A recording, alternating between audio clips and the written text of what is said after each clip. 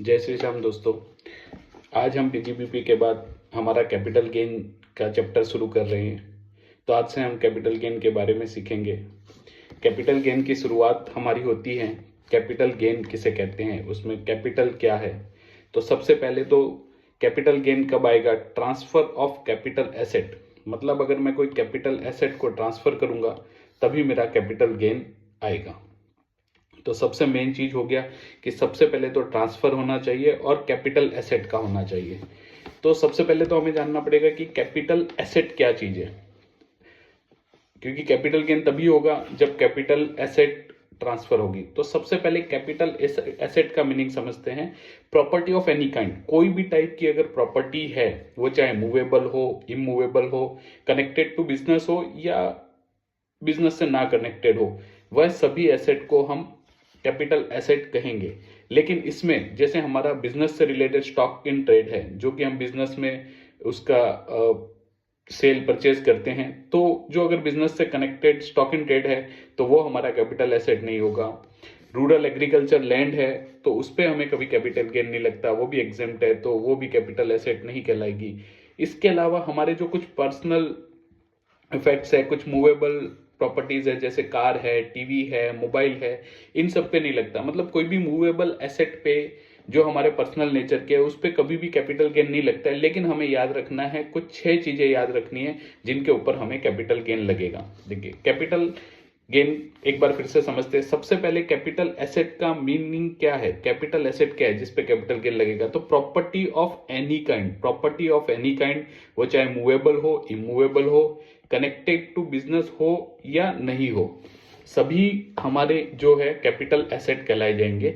लेकिन इसमें से कुछ लिस्ट उन्होंने दी है जो कि कभी भी कैपिटल एसेट नहीं कहलाएंगे। इसमें है हमारा कोई भी इमूवेबल प्रॉपर्टी जो है, जो हमारी पर्सनल नेचर की है, वो कभी भी कैपिटल एसेट नहीं कहलाएगी। लेकिन उसमें कुछ 6 एक्सेप्शन उन्होंने दिए हुए कि ये 6 अगर पर्सनल नेचर की है और मूवेबल है फिर भी इस पे कैपिटल गेन लगेगा। उसमें सबसे पहले ज्वेलरी, आर्कोलॉजिकल कलेक्शन है, कोई पुराने कॉइन वगैरह हम इकट्ठे कर रहे हैं वो है, कोई ड्राइंग हम बना रहे हैं, पेंटिंग बना रहे हैं या कोई आर्ट ऑफ वर्क बना रहे हैं, इन सब पे हमारे को कैपिटल गेन लगेगा। ये मूवेबल प्रॉपर्टी है, ये पर्सनल भी है, लेकिन इनको लिस्ट को ये ऐड किया गया है। तो आपको हमेशा ध्यान रखना है कि कोई भी काइंड ऑफ प्रॉपर्टी है, वो चाहे मूवेबल हो, इमूवेबल हो, बिजनेस से कनेक्टेड हो या ना कनेक्टेड हो, तो उन सबको हम कैपिटल एसेट कहेंगे। लेकिन इसमें कोई भी इमूवेबल जो प्रॉपर्टी है वो सारी आ जाएगी, लेकिन कोई भी मूवेबल प्रॉपर्टी, इसमें कोई भी मूवेबल प्रॉपर्टी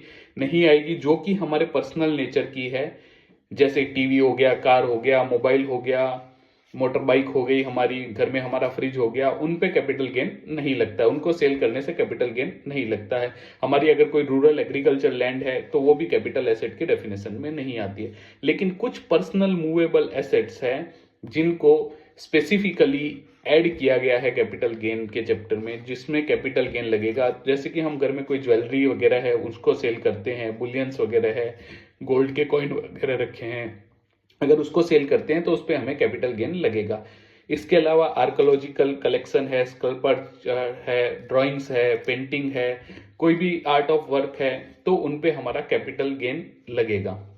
तो अभी देखिए सबसे पहले तो कैपिटल गेन होने के लिए ट्रांसफर होना जरूरी है। और ट्रांसफर किसका, कैपिटल एसेट का। कैपिटल एसेट के बारे में हमने जाना कि कैपिटल एसेट किसको कहेंगे, कि कोई भी काइंड की प्रॉपर्टी हो, मूवेबल हो, इमूवेबल हो, बिजनेस से रिलेटेड हो या ना रिलेटेड हो, सभी को हम कैपिटल एसेट कहेंगे। लेकिन कभी भी रूरल एग्रीकल्चर लैंड है वो हमारी कैपिटल एसेट नहीं होगी। स्टॉक इन ट्रेड हमारा कभी भी कैपिटल एसेट नहीं होगा।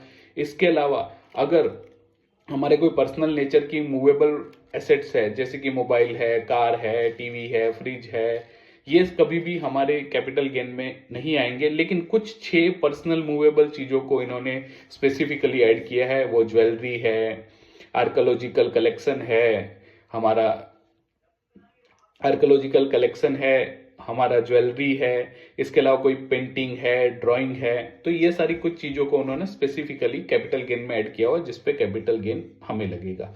अभी कैपिटल गेन तो हमने समझ लिया कि कैपिटल एसेट पे लगता है माफ कीजिएगा।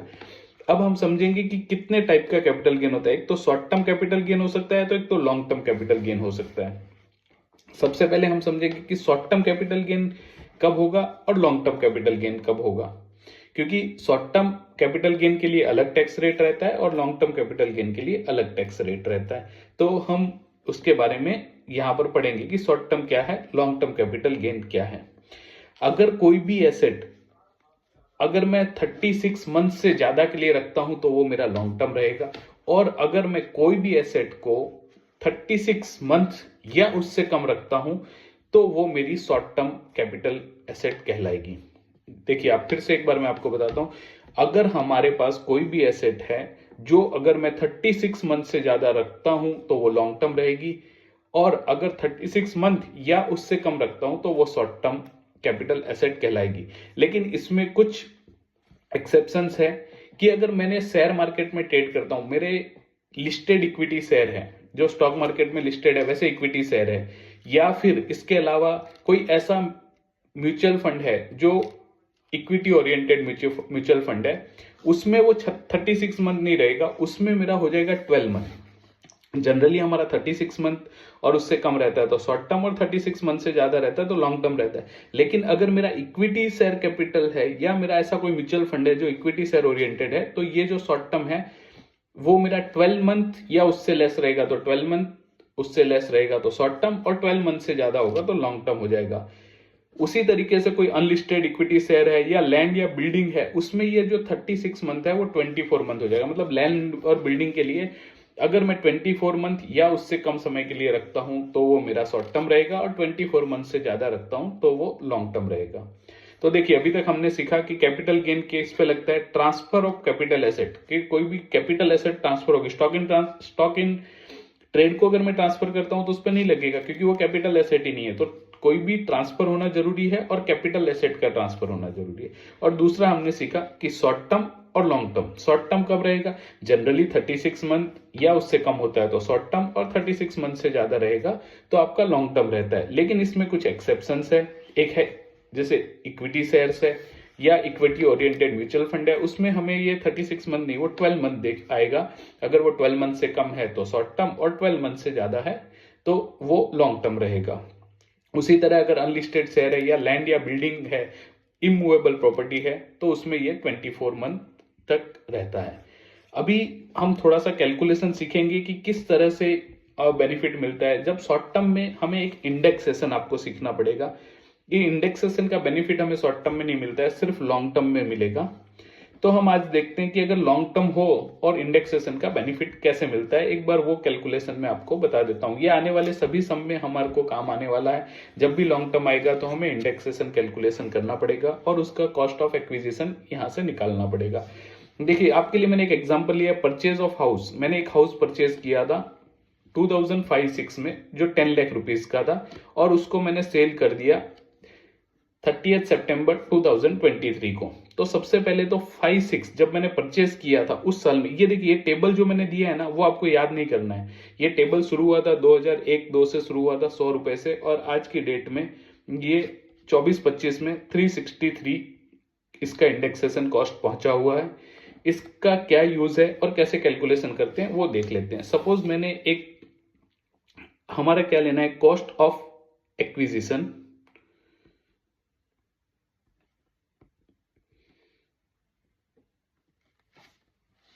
देखिए, सबसे पहले हमें कॉस्ट ऑफ एक्विजिशन ले लेना है।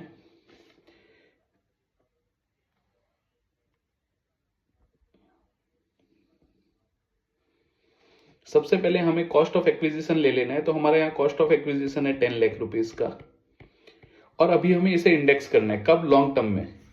अगर यही हाउस मैंने सेल कर दिया ये डेट को 20 लाख में, तो सबसे पहले तो हमें देखना है कि ये मेरा लॉन्ग टर्म हो रहा है या नहीं। यस, बिल्कुल लॉन्ग टर्म हो रहा है, क्योंकि 5-6 में खरीदा था, और लैंड और बिल्डिंग के लिए हमें पता है कि 24 मंथ या उससे ज्यादा हो तो हमारा लॉन्ग टर्म होता है। 24 मंथ से ज्यादा है क्योंकि मैंने 2023 में किया है। तो जनरली क्या होगा, सपोज मैंने इसको 20 लाख में बेचा है, तो 20 लाख में सेल किया है, और इसको परचेज किया था 10 लाख रुपए में। अगर ये मेरा शॉर्ट टर्म होता तो इसी तरह से कैलकुलेट होकर मेरा 10 लाख रुपए का कैपिटल गेन आ जाता। लेकिन जब अगर मेरा लॉन्ग टर्म है और इमूवेबल प्रॉपर्टी है तो उसके लिए मुझे इंडेक्सेशन का बेनिफिट मिलता है। तो इंडेक्सेशन कैसे कैलकुलेट करते हैं? देखिए 10 लाख रुपए का खरीदा था, किस ईयर में खरीदा था हमने, उसका जो हमारा ये जो है 2005-6 मतलब 5-6 में खरीदा था। हमें क्या करना है, इसको उस ईयर के इंडेक्स नंबर से डिवाइड करना है और जिस ईयर में हमने इसको सेल किया है, हमने 23-24 में सेल किया है, बिल्कुल 23-24 में तो 348 से, तो हमें ये 348 से यहाँ पे इसको मल्टीप्लाई करना पड़ेगा। तो देखिए अभी हमने समझा कि किस तरीके से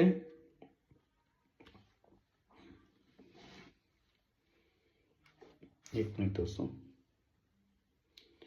तो जो भी इसका कॉस्ट आएगा वो जो कैलकुलेशन करेंगे, जो भी कॉस्ट आएगा वो कॉस्ट हमारा कॉस्ट ऑफ एक्विजिशन हो जाएगा।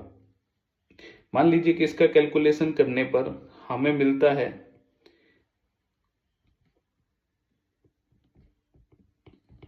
30 लाख रुपए, तो अभी हमारा जो कॉस्ट ऑफ एक्विजिशन है वो हो जाएगा 30 लाख रुपीज। मतलब कि अगर मैं इसको 20 लाख में सेल करता हूं और ये मेरा कॉस्ट ऑफ एक्विजिशन 10 लाख नहीं है, अगर ये लॉन्ग टर्म है तो मुझे इंडेक्सेशन का बेनिफिट मिलेगा और मेरा जो कॉस्ट है वो यहाँ पर 30 लाख हो जाएगा। अब मान लीजिए कि 20 लाख की जगह मैंने इसको 1 करोड़ 20 लाख में बेचा होता, यहाँ पे अगर 1 करोड़ 20 लाख में बेचा होता 10 लाख माइनस होता तो 1,10,000 का कैपिटल गेन होता। लेकिन यहाँ क्या होगा, 1 करोड़ 20 लाख में अगर मैंने इसको सेल किया है और इसका जो कॉस्ट ऑफ एक्विजिशन है इंडेक्सेशन के बाद उसका कैलकुलेशन 30 लाख हो जाता है, तो मेरे को जो लॉन्ग टर्म कैपिटल गेन है वो सिर्फ 90 लाख रुपीस पे लगेगा। तो यहाँ सिर्फ ये एक बेसिक मैंने आपको आइडिया देने के लिए ये बताया कि इस तरह का टेबल रहता है। ये टेबल आपको याद करने की जरूरत नहीं है, आपके एग्जाम में जो भी रिलेवेंट ईयर है उसके इंडेक्स नंबर आपको दिए जाएंगे। जिस ईयर में परचेज किया उसका इंडेक्स नंबर भी रहेगा, जिसका सेल किया उसका भी रहेगा।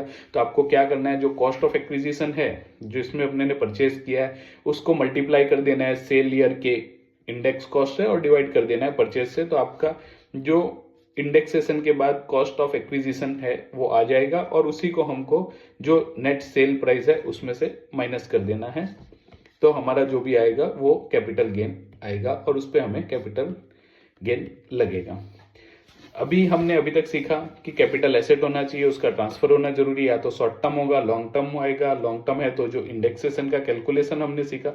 अब हम सीखते हैं कि टैक्स रेट क्या लगेंगे। तो देखिए टैक्स रेट बड़े आसान है। अगर हमारा इक्विटी ओरिएंटेड है तो हमने देखा कि 12 मंथ या उससे कम हो तो वो शॉर्ट टर्म रहेगा और 12 महीने से ऊपर है तो लॉन्ग टर्म रहेगा। अगर वो शॉर्ट टर्म है तो उसमें 10% टैक्स लगेगा, लॉन्ग टर्म है तो भी उसमें 10% टैक्स लगेगा। लेकिन लॉन्ग टर्म में एक बेनिफिट दिया हुआ है कि वो अप टू 1 लाख एग्जेम्प्ट है। मतलब अगर शॉर्ट टर्म मेरा 2 लाख रुपए का प्रॉफिट हुआ तो मुझे 2 लाख पे पूरा टैक्स लगेगा। लेकिन लॉन्ग टर्म में मुझे जो भी लॉन्ग टर्म रहेगा मेरा, वो लॉन्ग टर्म के ऊपर मुझे जो टैक्स लगेगा, लॉन्ग टर्म में जो टैक्स लगेगा वो 10% लगेगा। लेकिन वो मेरे फर्स्ट 1 लाख रुपीज तक एग्जेम्प्ट रहेगा और 1 लाख से ऊपर रहेगा उस पर मेरे को 1 लाख से ऊपर जितना भी रहेगा उसके ऊपर 10% टैक्स लगेगा। इसके अलावा मूवेबल जो प्रॉपर्टी है वो इनकम टैक्स स्लैब के हिसाब से लगेगा 36 मंथ वाले में, अगर वो शॉर्ट टर्म है तो, और लॉन्ग टर्म है तो 20% लगेगा। और जो हमने इंडेक्सेशन सीखा है उसका बेनिफिट यहाँ मिलेगा। फर्स्ट वाले इक्विटी शेयर में हमें इंडेक्सेशन का बेनिफिट नहीं मिलता क्योंकि ऑलरेडी टैक्स रेट वहां कम है। इमूवेबल जो प्रॉपर्टी है हमारा, उसमें हमारा 20% इंडेक्सेशन के साथ रहेगा। जो लैंड बिल्डिंग वगैरह है अगर 24 मंथ से ज्यादा किया है तो 20% रहेगा, और अगर वो शॉर्ट टर्म है तो हमारा उसमें नॉर्मल टैक्स रेट लगेगा।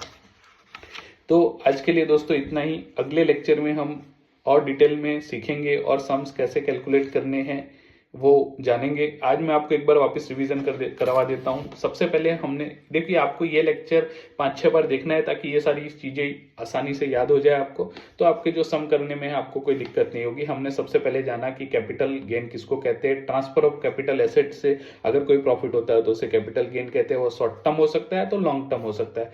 शॉर्ट टर्म रहेगा तो हमने शॉर्ट टर्म की डेफिनेशन सीखी कि 36 महीने या उससे कम रहेगा तो शॉर्ट टर्म, 36 महीने से ज़्यादा रहेगा तो लॉन्ग टर्म हो जाएगा। लेकिन इसमें कुछ एक्सेप्शन है, अगर इमूवेबल प्रॉपर्टी है, लैंड और बिल्डिंग, तो 36 नहीं सिर्फ 24 महीने या उससे कम रहेगा तो शॉर्ट टर्म, और 24 से ज़्यादा हुआ तो लॉन्ग टर्म हो जाएगा। उसी तरह इक्विटी या इक्विटी ओरिएंटेड म्यूचुअल फंड है तो वहां पर हमारा 12 मंथ रहेगा। इसके बाद ये हमने टेबल देखा कि लॉन्ग टर्म में हमें इंडेक्सेशन का बेनिफिट मिलता है, तो कैसे इंडेक्स हमें कैलकुलेट करना है। जो हमारा कॉस्ट ऑफ परचेज है वो लेना है, उसको हमको मल्टीप्लाई कर देना है जो ईयर में हमने सेल किया उसके इंडेक्स नंबर से, और डिवाइड हमें कर देना है जिस साल में भी हमने उसको परचेज किया था उससे। जो भी आएगा वो कॉस्ट ऑफ एक्विजिशन हो जाएगा, मतलब परचेज कॉस्ट वो हो जाएगा मेरा। मैंने जो सेल किया है उसमें से मेरे को अब ये जो नया वाला वैल्यू है उसको माइनस करना है, तो बिल्कुल आसानी से ये सॉल्व हो जाएगा। इसके बाद हमने देखा कि टैक्स रेट कैसे रहेंगे, तो 12 मंथ वाला जो इक्विटी रहता है उसमें 10% रहता है, लॉन्ग टर्म में भी 10% रहता है। एग्जेम्प्ट उसमें 1 लाख रुपए रहता है, 1 लाख से ऊपर ये टैक्स रेट रहेगा। 36 मंथ जो मूवेबल है उसमें इनकम टैक्स स्लैब के हिसाब से लगेगा अगर शॉर्ट टर्म है, और लॉन्ग टर्म है तो 20% लगेगा। वैसा ही अगर इमूवेबल प्रॉपर्टी है जो 24 मंथ वाला है उसमें भी अगर शॉर्ट टर्म है तो स्लैब के हिसाब से लगेगा, लॉन्ग टर्म है तो 20% लगेगा, और इंडेक्सेशन के हिसाब से उसमें हमें लॉन्ग टर्म में जो फर्स्ट है इक्विटी में उसमें इंडेक्सेशन का बेनिफिट नहीं मिलेगा, लेकिन बाकी दो में इंडेक्सेशन का बेनिफिट हमें मिलेगा। नॉर्मल इनकम टैक्स के स्लैब रेट है वो हम आने वाले लेक्चरों में सीखेंगे कि नॉर्मल स्लैब रेट क्या रहते हैं और उसको कैसे कैलकुलेशन किया जाता है। हम सारे कम्प्रीहेंसिव जो आपके एमसीक्यू है वो, और जो बड़े कम्प्रीहेंसिव सम है जो आपका एग्जाम में आते हैं, 14 मार्क का सम भी आता है एग्जाम में इसी चैप्टर से, तो हम वो सीखेंगे। अभी तक हमने पीजीबीपी का सीखा है कि 14 मार्क कैसे हम ला सकते हैं, उसमें 14 आउट ऑफ 14 आ सकते हैं हमारे, एक इजी सा सम आता है। उसी तरीके से कैपिटल गेन में भी एक 14 मार्क का सम आता है जो कि बहुत ही ईजी रहता है, और कुछ एमसीक्यू भी आते हैं। तो हम आने वाले लेक्चर में वो एमसीक्यू भी सॉल्व करेंगे और बहुत सारे सम भी सॉल्व करेंगे। तो दोस्तों आज के लिए इतना ही, धन्यवाद, जय श्री श्याम। अभी तक हमने जो कैपिटल गेन में जो चीज़ें सीखी थी उसका थोड़ा सा रिवीजन करते हैं, और कुछ बेसिक जो हमारे 14 मार्क का जो बड़ा सम आएगा उसको स्टार्ट करने से पहले कुछ बेसिक चीज़ें और हमें सीखनी ज़रूरी है। तो आज के लेक्चर में वो सारी चीज़ें सीखेंगे, और कल से हम हमारा जो 14 मार्क का बड़ा सम आता है उसका किस तरह से कैलकुलेशन करता है वो सीखेंगे। तो आइए आपका बिल्कुल भी टाइम न बिगाड़ते हुए हम आपको सबसे पहले तो जो कल सीखा है उसका एक छोटा सा रिवीजन कर लेते हैं। कल हमने सीखा था कि लॉन्ग टर्म किसे कहते हैं और शॉर्ट टर्म किसे कहते हैं। तो उसी के में इक्विटी शेयर अगर है, जो इक्विटी शेयर लिस्टेड है या इक्विटी ओरिएंटेड कोई म्यूचुअल फंड है आपका, अगर वो 12 मंथ या उससे कम मेरे पास रहता है तो वो शॉर्ट टर्म रहेगा, और अगर 12 मंथ से ज़्यादा रखने के बाद मैं सेल करता हूँ तो वो मेरा लॉन्ग टर्म हो जाएगा। शॉर्ट टर्म का टैक्स रेट पिछले लेक्चर में हमने यहाँ पर 10% लिखा हुआ है, क्योंकि आपकी जो बुक है सुधीर प्रकाशन के उसमें भी 10% दिया हुआ है, लेकिन इसका एक्चुअल रेट 15% है। वो बुक में प्रिंटिंग मिस्टेक है, तो आप ध्यान रखिएगा कि वहाँ 15% आएगा। अगर यही लॉन्ग टर्म होता है तो जो फर्स्ट 1 लाख रुपीज़ है हर साल वो एग्जेम्प्ट रहेगा, पर 1 लाख से ऊपर जितना भी होगा उसके ऊपर 10% के रेट से लॉन्ग टर्म कैपिटल गेन लगेगा। इसी के तरीके अगर इमूवेबल प्रॉपर्टी है जैसे कि लैंड या बिल्डिंग, तो उसमें 24 या उससे कम 24 मंथ या उससे कम मैं रखता हूँ तो वो शॉर्ट टर्म कैपिटल गेन रहेगा, और 24 मंथ से ज़्यादा रहेगा तो लॉन्ग टर्म कैपिटल गेन रहेगा। शॉर्ट टर्म में जो हमारे इनकम टैक्स के स्लैब है उसके हिसाब से रेट लगेगा, और लॉन्ग टर्म में 20% का फ्लैट रेट लगेगा, लेकिन उसमें मुझे इंडेक्सेशन का बेनिफिट मिलेगा। अब यहाँ पर दो चीज़ें आई हैं, एक तो इनकम टैक्स स्लैब रेट, तो अभी आगे हम देखेंगे कि इनकम टैक्स स्लैब रेट किसे कहते हैं, और दूसरा इंडेक्सेशन क्या होता है, उन दोनों का कैलकुलेशन भी हम आगे देखेंगे। तीसरा है, ये दोनों चीज़ों के अलावा अगर कोई अदर प्रॉपर्टी है या फिर कोई मूवेबल प्रॉपर्टी है जिस पर कैपिटल गेन लगता है। कल हमने बताया था कि gold, jewellery, painting, archaeological collection, ये ऐसी कुछ मूवेबल प्रॉपर्टीज़ है जिन पर भी कैपिटल गेन लगता है। अगर वो 36 मंथ या उससे कम हमने रखा है तो शॉर्ट टर्म रहेगा, और 36 मंथ से ज़्यादा है तो लॉन्ग टर्म रहेगा। शॉर्ट टर्म में फिर वापस वैसे ही कि इनकम टैक्स स्लैब के हिसाब से रेट लगेगा, और लॉन्ग टर्म में 20% का टैक्स रेट लगेगा, और उसमें इंडेक्सेशन का बेनिफिट मिलेगा। ये दोनों ही चीज़ें, स्लैब रेट क्या है और इंडेक्सेशन का बेनिफिट क्या है, ये हम थोड़ी देर में सीखेंगे। इसका मतलब ये हुआ कि सिर्फ इक्विटी ओरिएंटेड को छोड़कर बाकी की जो एसेट्स है उस पे हमारा अगर शॉर्ट टर्म है तो हमारे इनकम टैक्स के स्लैब रेट के हिसाब से टैक्सेशन होगा, और अगर लॉन्ग टर्म है तो 20% का फ्लैट रेट लगेगा। लेकिन अगर इक्विटी ओरिएंटेड म्यूचुअल फंड या इक्विटी शेयर्स है जो लिस्टेड है और जहां हमने सेल पे एसटीटी पे किया है तो शॉर्ट टर्म रहेगा, और सेल परचेज दोनों पे एसटीटी पे किया है तो अगर लॉन्ग टर्म रहता है तो 10% का टैक्स रेट रहेगा, शॉर्ट टर्म पे 15% का रहेगा, और इसमें 1 लाख रुपए तक का लॉन्ग टर्म में बेसिक एग्जेम्पशन रहता है। तो अभी हम सबसे पहले तो हमने यहाँ पर देखा कि इंडेक्सेशन क्या है, तो इंडेक्सेशन को एक बार समझते हैं। देखिए, इमूवेबल प्रॉपर्टी यानी कि लैंड और बिल्डिंग जो 24 मंथ्स या उससे ज़्यादा होता है, और दूसरा एग्जांपल हमने लिया है अदर मूवेबल प्रॉपर्टी जैसे gold, jewellery, painting, archaeological collection in वगैरह पे जो आपका लगता है कैपिटल गेन, वो 36 मंथ से ज़्यादा पर लॉन्ग टर्म और 36 या उससे कम हो तो शॉर्ट टर्म लगता है। तो देखिए, जैसे कि अगर एक कोई प्रॉपर्टी है जो मैंने बाय किया है 10 लाख रुपीज़ में 1 अप्रैल 2018 को बाय किया है और उसको सोल्ड कर दिया है मैंने 31 मार्च 23 को। ये मंथ की ईयर की स्टार्ट और एंड डेट इसलिए लिया कि कैलकुलेशन में ईजी रहे, आपको ईयर के बीच की कोई भी डेट एग्जाम्पल में दी जा सकती है।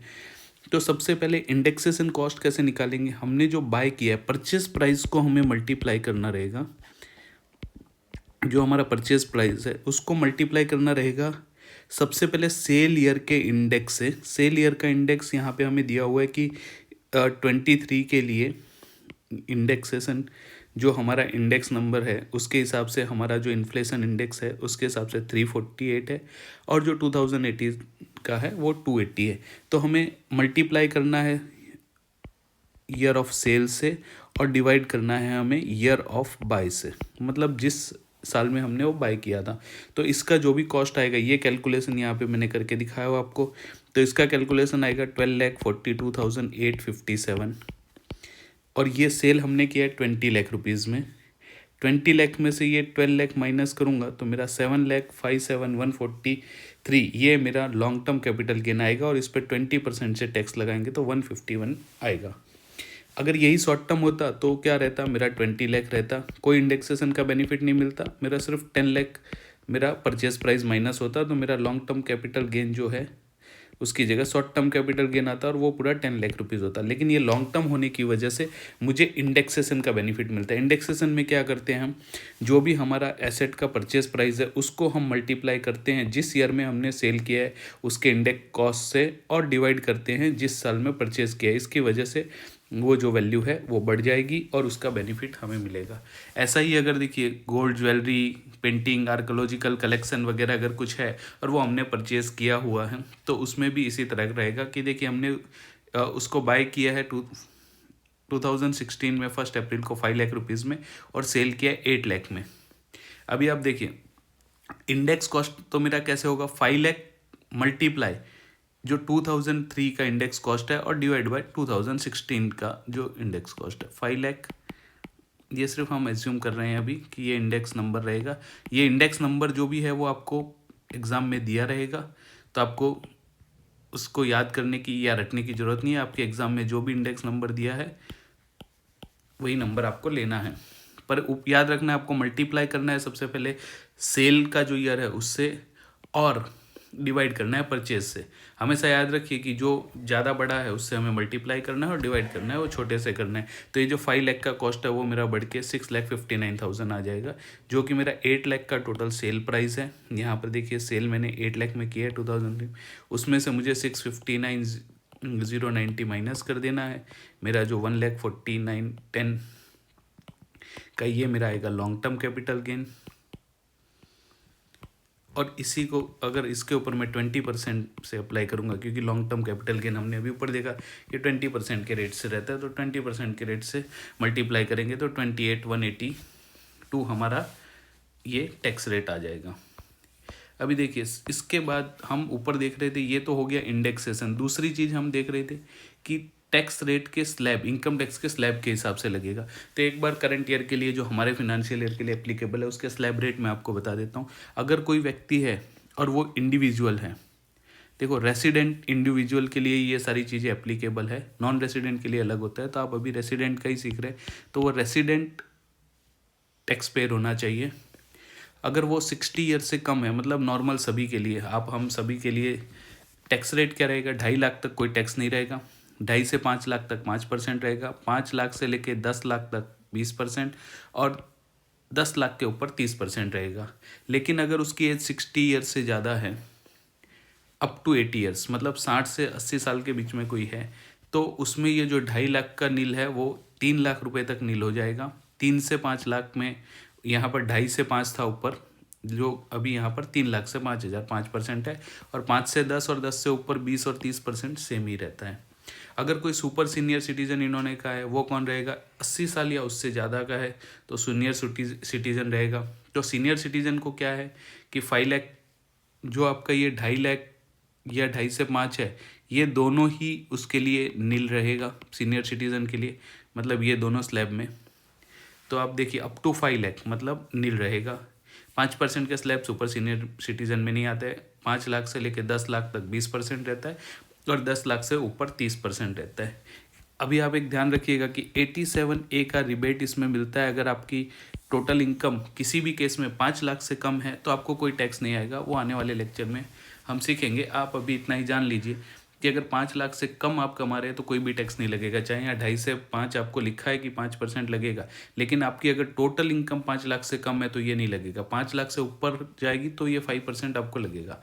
तो वो कैसे आता है वो हम बाद में ध्यान रखेंगे। आप ये इतना ध्यान रखिए कि नॉर्मल के लिए 2.5 लाख तक नील है, 2.5 से 5% है, 5 से 10 20%, और अब वो 10 लाख है 30% रहेगा। इसी तरीके से अगर वो 60 ईयर्स या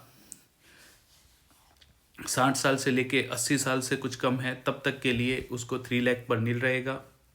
3 से 5 लाख 5% रहेगा। 5 लाख से 10 लाख 20% रहेगा और 10 लाख से ऊपर 30% रहेगा। अगर वो सुपर सीनियर सिटीजन है, मतलब उसकी उम्र 80 साल या उससे ज़्यादा है, तो उसके लिए 5 लाख तक नील रहेगा। 5 लाख से 10 लाख तक 20% रहेगा और 10 लाख के ऊपर उसमें 30% का टैक्स स्लैब रहेगा। देखिए, सबसे पहले हमने सीखा कि शॉर्ट टर्म क्या है, लॉन्ग टर्म क्या है, उनके टैक्स रेट क्या है। वहाँ पर आया कि स्लैब रेट लगेगा, तो स्लैब रेट में हमने देखा कि जो स्लैब रेट हमने लिखे हैं वो स्लैब रेट यहाँ पर सीखे। इंडेक्सेशन का बेनिफिट मिलता है लॉन्ग टर्म के केस में ही, शॉर्ट टर्म में नहीं मिलता है। तो लॉन्ग टर्म में वो इंडेक्सेशन का बेनिफिट भी हमने समझा कि कैसे मिलता है। तो इंडेक्सेशन का बेनिफिट हमने देख लिया। इसके अलावा एक और चीज़ है, 2 चीज़ें और हमें सीखनी है। तो वो 2 चीज़ सीखते हैं कि यहाँ पर ये इंडेक्स कॉस्ट स्टार्ट होता है 2001-2 से 100 रुपीज़ से। अगर मेरी कोई एसेट मैंने 1990 में या 1980 में या 1950 में ख़रीदी है, तो उसके लिए कैसे कैलकुलेशन होगा, अब वो समझना हमें ज़रूरी है। तो उसके लिए हम आपको बता दें कि किस तरीके से उसका कैलकुलेशन रहेगा। वो बड़ा ही सिंपल है। देखिए, एक एग्जांपल हमने लिया है कि एक्चुअल कॉस्ट प्राइस है। मान लीजिए कि मैंने ये 1/4/2000 की जगह 1995 में ख़रीदा था, 1/4/1995 में ख़रीदा था। लेकिन जो ऊपर डेट थी जहाँ से स्टार्ट हो रहा है, उस दिन का फेयर मार्केट वैल्यू 35 लाख रुपए है। तो अभी यहाँ पर क्या होगा कि अगर मेरा एक्चुअल प्राइस 25 लाख है और मेरा फेयर मार्केट वैल्यू 35 लाख है, तो मुझे 1/4/1995 का जो परचेज प्राइस है वो, और 1 अप्रैल 2001 में जो फेयर मार्केट वैल्यू है, दोनों में से हायर जो भी होगा, दोनों में से जो हायर होगा, इन दोनों में से जो भी हायर होगा वो मेरा कॉस्ट ऑफ एक्विजिशन बन जाएगा। यानी मुझे 2001 का कॉस्ट ऑफ एक्विजिशन लेना है, परचेज कॉस्ट, जिसका इंडेक्स वैल्यू 100 रुपये से स्टार्ट होता है। लेकिन उन्होंने एक कंडीशन ये उसमें डाली हुई है कि अगर ये दोनों में से जो भी मेरा जो फेयर मार्केट वैल्यू है, जो फेयर मार्केट वैल्यू मैंने डिराइव किया, वो कभी भी मेरा उस टाइम के स्टैम्प ड्यूटी वैल्यू या जंतरी वैल्यू जो हम बोलते हैं उससे ज़्यादा नहीं हो सकता। तो मेरा यहाँ क्वेश्चन में दिया हो कि स्टैम्प ड्यूटी वैल्यू 3 लाख है, तो मेरा ये जो फेयर मार्केट वैल्यू 35 नहीं ले सकता, मेरे को 30 लाख लेना पड़ेगा। इसलिए अभी क्या हो जाएगा, ये क्वेश्चन में मेरा जो 25 लाख रुपीज़ मेरा एक्चुअल परचेज प्राइस है जो 95 में परचेज किया था, और 1/4/2001 का मेरा फेयर मार्केट वैल्यू 35 लाख है।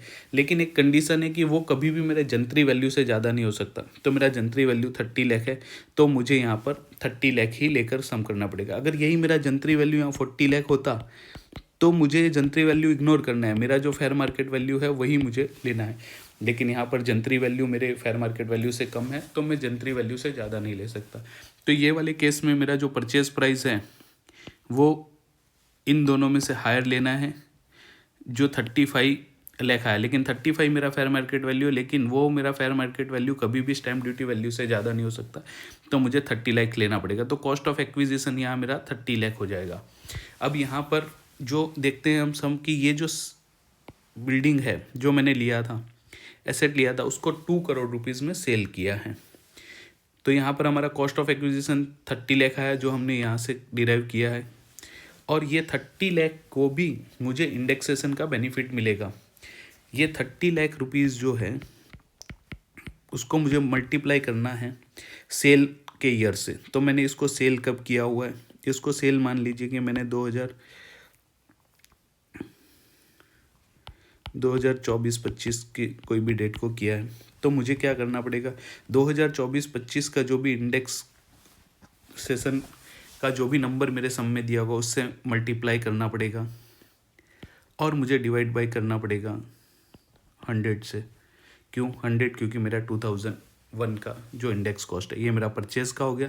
परचेज़ मेरा यहाँ पर पुराना था, 1495 का था, लेकिन मैंने फेयर मार्केट वैल्यू कब का लिया है, 1 अप्रैल 2001 का। तो ये 1 अप्रैल 2001 का मेरा 100 रुपीज़ है। 24-25 के लिए 363 है, तो 363 लूँगा। ये जब कैलकुलेशन करेंगे तो मेरा 1,05,000 रुपीज़ जो इंडेक्स कॉस्ट का वैल्यूएशन है वो आएगा।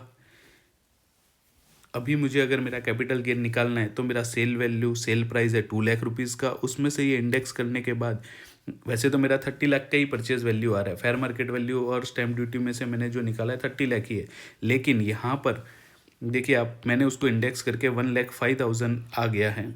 तो मेरा जो इंडेक्स कॉस्ट के बाद जो कैपिटल गेन रहेगा वो 95,000 रहेगा, और 95,000 पे मुझे 20% से टैक्स लगाने पे मेरा 19,000 का आएगा। देखिए कंक्लूजन ये है कि cost of acquisition will be higher of the actual price और एफएमवी।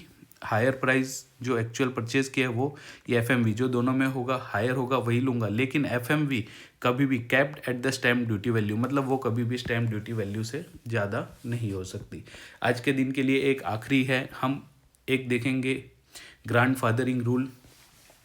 देखिए जो लॉन्ग टर्म कैपिटल गेन में सबसे ऊपर हमने एक टैक्स रेट लिखा है, जो हमने यहाँ पर देखा कि ये जो 10% है 1 लाख का, ये हमारा जो टैक्स रेट आया था वो अरुण जेटली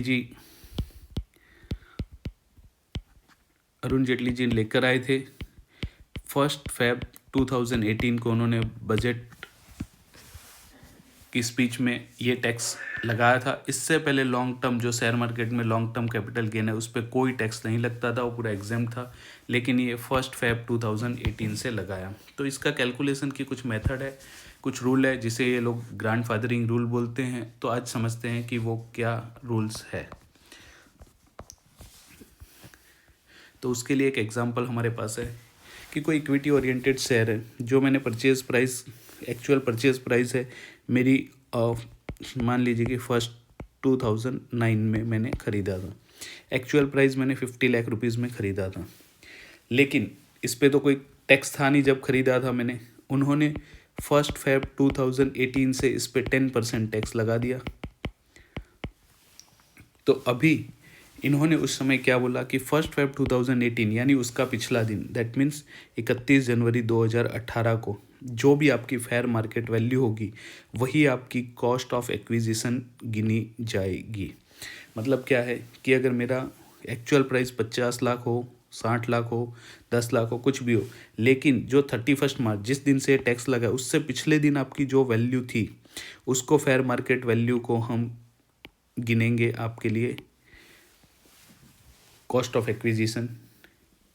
अब देखिए अगर यही एसेट मैंने 2019, 20 या 21 में कभी भी बेचा है, जब मेरा ये लॉन्ग टर्म है, मान लीजिए कि मैंने 90 लाख रुपीज़ में इसको बेच दिया है, तो अभी वैसे तो मैंने 50 लाख में ख़रीदा था, अगर मैं 50 लाख में अगर इसको माइनस करूँगा तो मेरा बहुत सारा लॉन्ग टर्म कैपिटल गेन आएगा।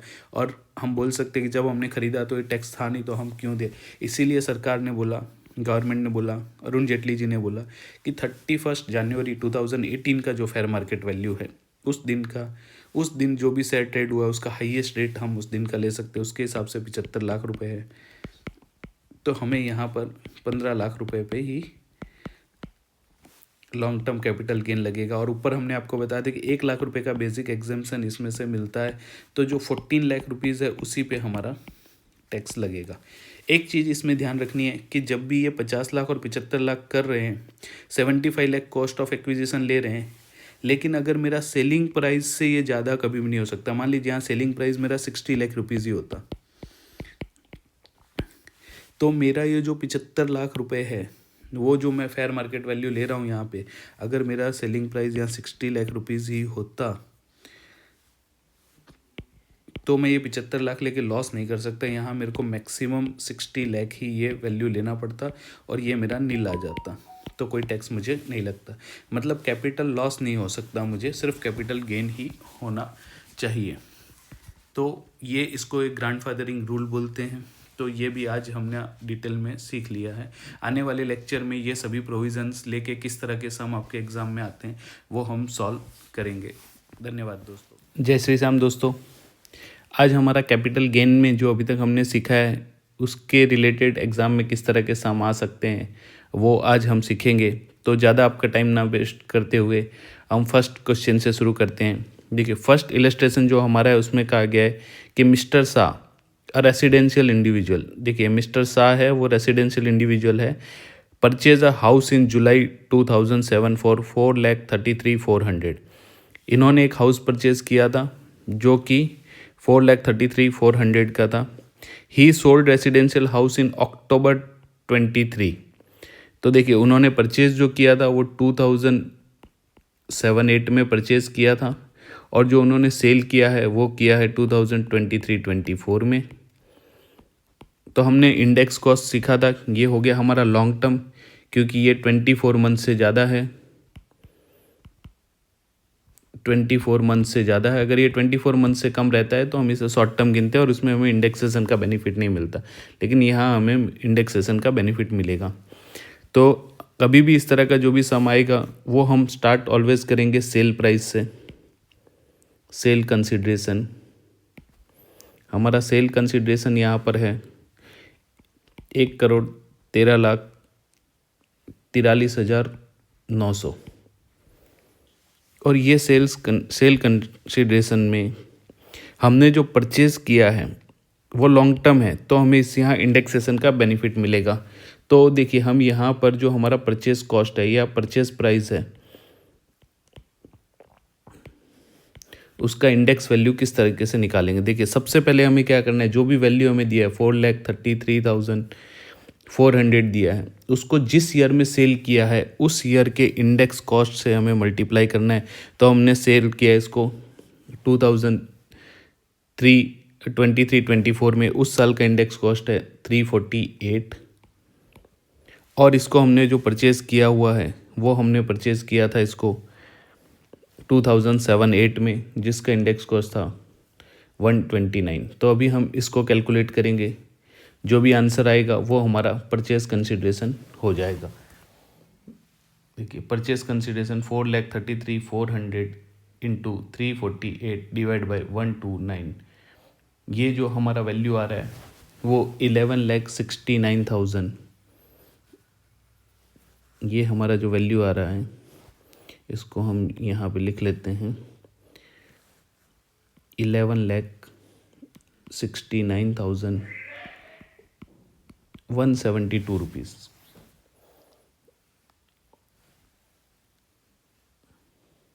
अभी हम ये जो हमारा सेल कंसिडरेशन है 1,13,43,900, इसमें से माइनस करेंगे 11,69,172।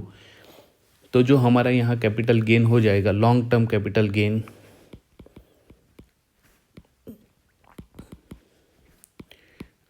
वो हो जाएगा 1,74,728। और इसी कैपिटल गेन पे हमें जो है 20% से इनकम टैक्स पता है हमें कि लॉन्ग टर्म पे अगर इमूवेबल प्रॉपर्टी है तो उस पर 20% से कैपिटल गेन लगता है। ये सम बिल्कुल आसान था। इसमें सिर्फ मिस्टर शाह ने एक हाउस परचेज़ किया था जो 2007 में परचेज़ किया था, उसका इंडेक्स कॉस्ट हमें दिया हुआ है एग्जाम्पल में, और जब सेल किया था उसका भी एग्जाम्पल में हमें दिया हुआ है। अभी इसी क्वेश्चन को थोड़ा चेंज करके हम नेक्स्ट क्वेश्चन आपके लिए लाते हैं। इस क्वेश्चन में अगर कहीं पे हमें ये दिया हो कि ये जो हाउस खरीदा था उसमें कुछ एडिशनल कंस्ट्रक्शन करवाया है हमने, तो इस क्वेश्चन को किस तरीके से सॉल्व करेंगे वो देखते हैं। देखिए ये जो क्वेश्चन है हमारा यहाँ का है कि जो फर्स्ट इलस्ट्रेशन था उसी के अंदर फर्स्ट फ्लोर कंस्ट्रक्शन कॉस्ट किया इनकर हमने है 2009 में, मतलब नवंबर 2009, मतलब 9-10 में, फिनेंशियल ईयर 9-10 में हमने 8,67,000 का एडिशनल कॉस्ट इनकर किया। तो देखिए फर्स्ट सम में हमारे पास क्या था कि यहाँ हमारे पास सेल्स कंसिडरेशन था। सेल्स कंसिडरेशन हमारा कितना था, 1,13,43,900। उसमें हमने एक परचेज़ किया था जो हमारा 2007 में था और उसका इंडेक्स कॉस्ट हमें माइनस करना होता है 4,33,400। ये लॉन्ग टर्म है इसलिए इंडेक्स का बेनिफिट मिलेगा, तो इसमें सेल ईयर का इंडेक्स से मल्टीप्लाई करना होता है ऑलवेज, और परचेज ईयर से हमें डिवाइड करना होता है। इसकी जो भी वैल्यू आएगी वो सेल कंसिडरेशन में से हम माइनस कर देंगे। इसकी वैल्यू हमारी जो भी आएगी वो हम सेल्स कंसिडरेशन में से माइनस कर देंगे। अभी इसके बाद ये इतना क्वेश्चन था, ये माइनस किया तो हमारा ये क्वेश्चन सॉल्व हो गया था। अभी इसके बाद जो सेकंड इलस्ट्रेशन है उसमें दिया है कि इसके बाद जब ये जो परचेज हुआ उसके बाद 2 साल बाद, मतलब 2009-10 में हमने 8,67,000 का और इसमें कंस्ट्रक्शन कॉस्ट किया है, तो इसे कहेंगे इम्प्रूवमेंट। और ये जो इम्प्रूवमेंट है वो हमने किया है 8,67,000 का। तो हम क्या करेंगे, इसे ऑलवेज सेल के ईयर से ही इस एसेट को हमने सेल तो 2023-24 में किया है तो उसी से मल्टीप्लाई करेंगे और डिवाइड करेंगे जिस साल में ये कंस्ट्रक्शन हुआ है, तो 148। तो इन दोनों का जो भी वैल्यू आएगा वो मैं मेरे सेल कंसिडरेशन में माइनस करूँगा, जो भी वैल्यू आएगा वो मेरा लॉन्ग टर्म कैपिटल गेन हो जाएगा।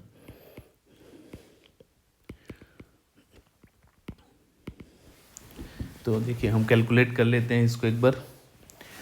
जो हमारा पहला वैल्यू था 433,400, उसको तो अभी हमने कैलकुलेट किया ही था।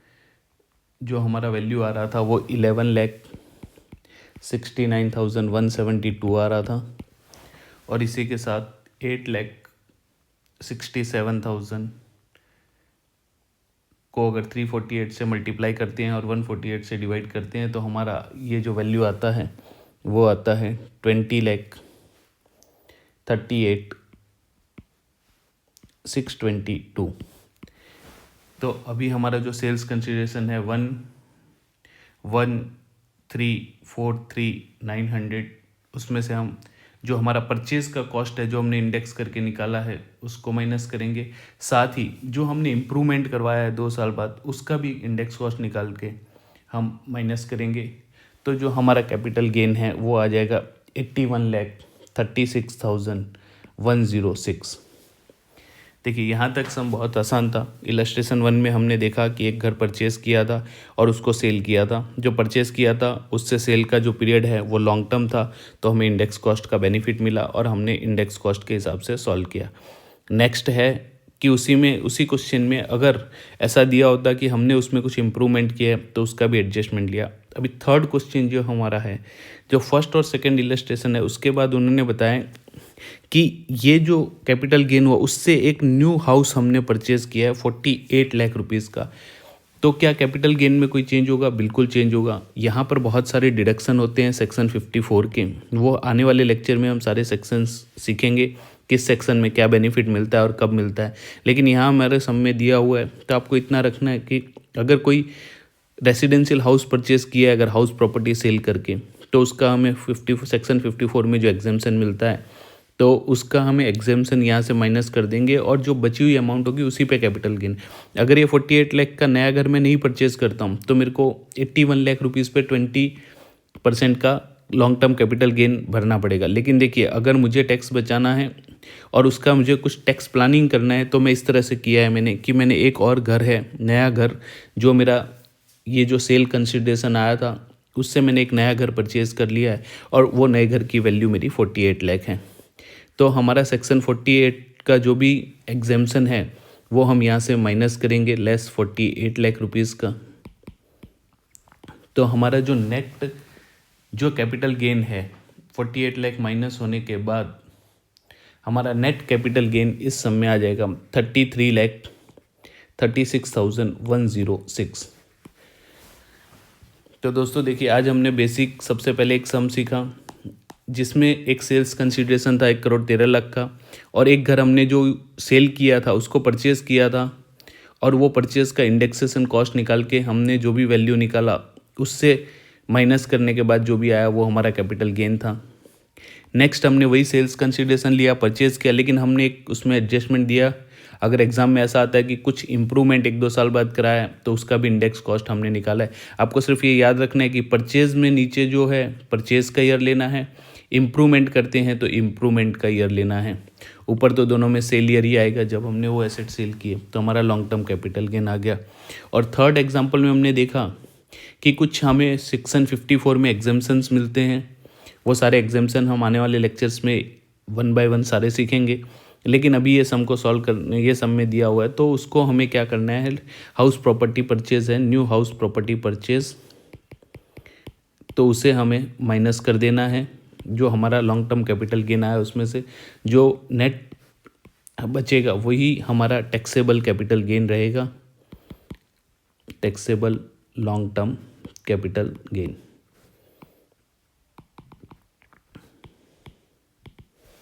तो दोस्तों इसी तरीके से बेहद आसान ये इस तरह का सम एग्ज़ाम में आता है काफ़ी बार।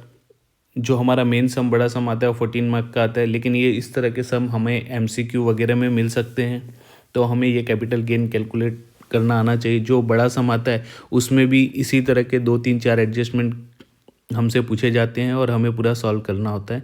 तो दोस्तों आज के लिए इतना ही काफ़ी है। हम आने वाले लेक्चर में और डिटेल में दूसरे सम सीखेंगे कि इक्विटी शेयर परचेज किया हो तो क्या होता है, और अदर एसेट परचेज किया हो और उसको सेल करते हैं तो क्या है, और जो आज हमने एक डिडक्शन देखा 54 सेक्शन का, इसी तरीके से 54 सेक्शन के अलग अलग सब सेक्शन में हमें कौन से डिडक्शन मिलते हैं उसकी बात करेंगे। जय श्री श्याम दोस्तों, अभी तक हमने हमारे जो दूसरा चैप्टर है कैपिटल गेन, उसमें बहुत कुछ चीज़ें सीख ली हैं। बेसिक का सारा कैलकुलेशन वगैरह हमने सीख लिया है।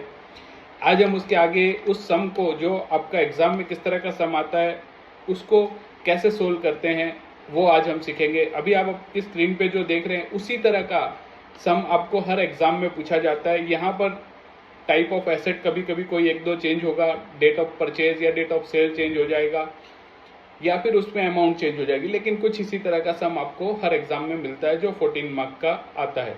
तो अभी तक जो कुछ चीज़ें हमने अलग अलग जगह पर सीखी है उन सबको क्लब करके एक सम बनता है, और वो इस तरह का सम एग्ज़ाम में आता है। आज हम उसी के बारे में सीखेंगे। तो दोस्तों आज आपका टाइम ज़्यादा ना बिगाड़ते हुए हम जो हमारा 14 मार्क का एग्ज़ाम में सम आता है उसको शुरू करते हैं। देखिए, सबसे पहले यहाँ पर हमको दिया हुआ है कि Shri Ashish Pandya provides the following detail pertaining to the previous year 23-24। यहाँ पर हमें आशीष पंड्या जी के बारे में डिटेल दी गई है। उनका हमें compute taxable capital gain for the financial year 2024-25 के लिए हमें जो उसका कैपिटल गेन कैलकुलेट करना है। यहाँ पर हमें 23-24 फिनेंशियल ईयर का इंडेक्स कॉस्ट या इंडेक्स नंबर भी दिया हुआ है। तो देखिए, सबसे पहले हम नंबर 1 से शुरू करते हैं। ऑलवेज इस तरह का सम आएगा तो हमें एक स्टेटमेंट बना लेना है और उसी स्टेटमेंट में हमें सारा कैपिटल गेन कैलकुलेट करना है। तो एक एक करके आज हम सीखते हैं। सबसे पहले हमारा सेल्फ रेसिडेंशियल हाउस प्रॉपर्टी। अगर हाउस प्रॉपर्टी है तो आपको पता है कि अगर वो 24 मंथ से ज़्यादा हमने यूज़ किया तो लॉन्ग टर्म होगा, और अगर 24 मंथ से कम किया है तो शॉर्ट टर्म होगा। यहाँ पर ये हमने परचेज किया हुआ, इसका परचेज देखिए 1 जुलाई 90 है, मतलब ये बहुत पुराना है, और 31/12/2023 को, मतलब 23-24 के साल में हमने इसको सेल किया है। तो सबसे पहले हमें लेना है कि सेल्स कंसिडरेशन, जो हमारा सेल्स कंसिडरेशन है इस सम में वो है 60,58,000। इसमें से हमें लेस करना है। देखिए, लॉन्ग टर्म में मैंने आपको बताया था अगर शेयर्स है, शेयर्स के अलावा कोई भी एसेट है तो उसमें हमें इंडेक्सेशन का बेनिफिट मिलता है, तो हमें यहाँ इंडेक्सेशन भी कैलकुलेट करना पड़ेगा। तो देखिए सबसे पहले इसका परचेज कॉस्ट कितना था, 1,80,000, ठीक है। ये हमने कौन से ईयर में परचेज किया था, 90। हमारा जो इंडेक्स शुरू हुआ है वो 100 यहाँ पर दिया हुआ है। तो क्या मैं इसको, हमने आपको सिखाया था कि जो सेल ईयर में जो इंडेक्स नंबर होता है उससे मल्टीप्लाई करना है और डिवाइड करना है परचेज के ईयर से। तो इसका जो भी आंसर आएगा वो मेरा इंडेक्स कॉस्ट हो जाएगा। नहीं, ये बिल्कुल गलत है। क्यों गलत है? क्योंकि हमने आपको बताया था कि जब भी कोई एसेट 1/4/2001 के पहले परचेज होता है, अगर कोई भी एसेट 2001 के पहले परचेज होता है तो उसकी 1 अप्रैल 2001 की जो फेयर मार्केट वैल्यू है वो हम कैलकुलेशन के लिए लेते हैं। तो यहां पर अगर हम 1,80,000 लेकर अगर कैलकुलेशन करेंगे तो वह हमारा गलत हो जाएगा। इसीलिए मैंने आपको यहाँ पर एक काट कर दिखाया कि आप ऐसी गलती बिल्कुल भी ना करें। जब भी हम इस तरह का सम गिनेंगे तो हमें ध्यान रखना है कि ये गलती हमसे ना हो।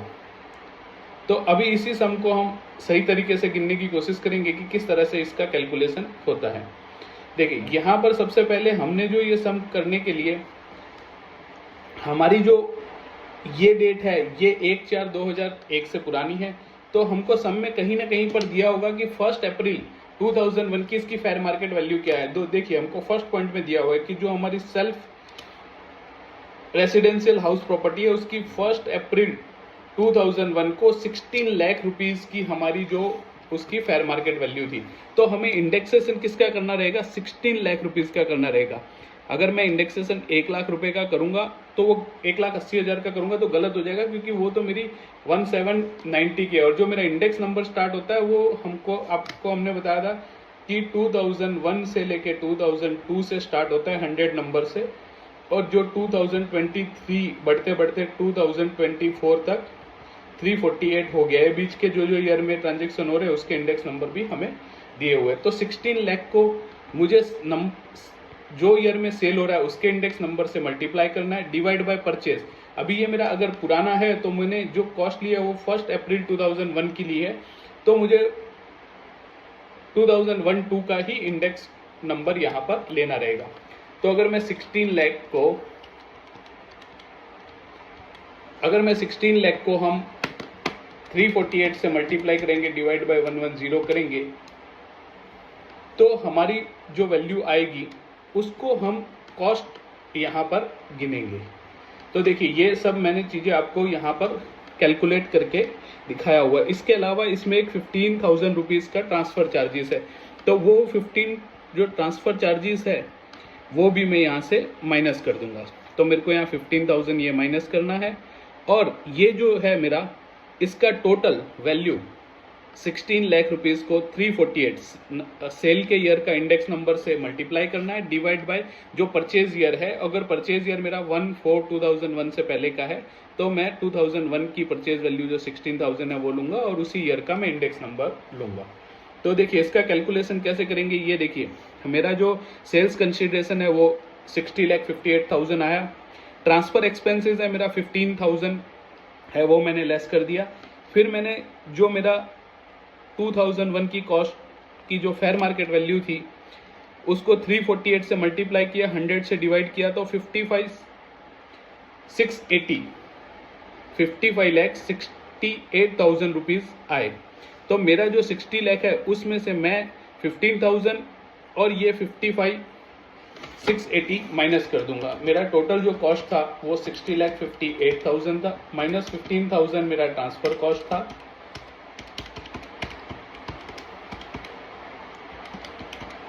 15,000 ट्रांसफ़र कॉस्ट है, और मेरा इंडेक्स कॉस्ट आया तो मेरा 4,75,000 रुपीज़ का ये मेरा आ गया लॉन्ग टर्म कैपिटल गेन।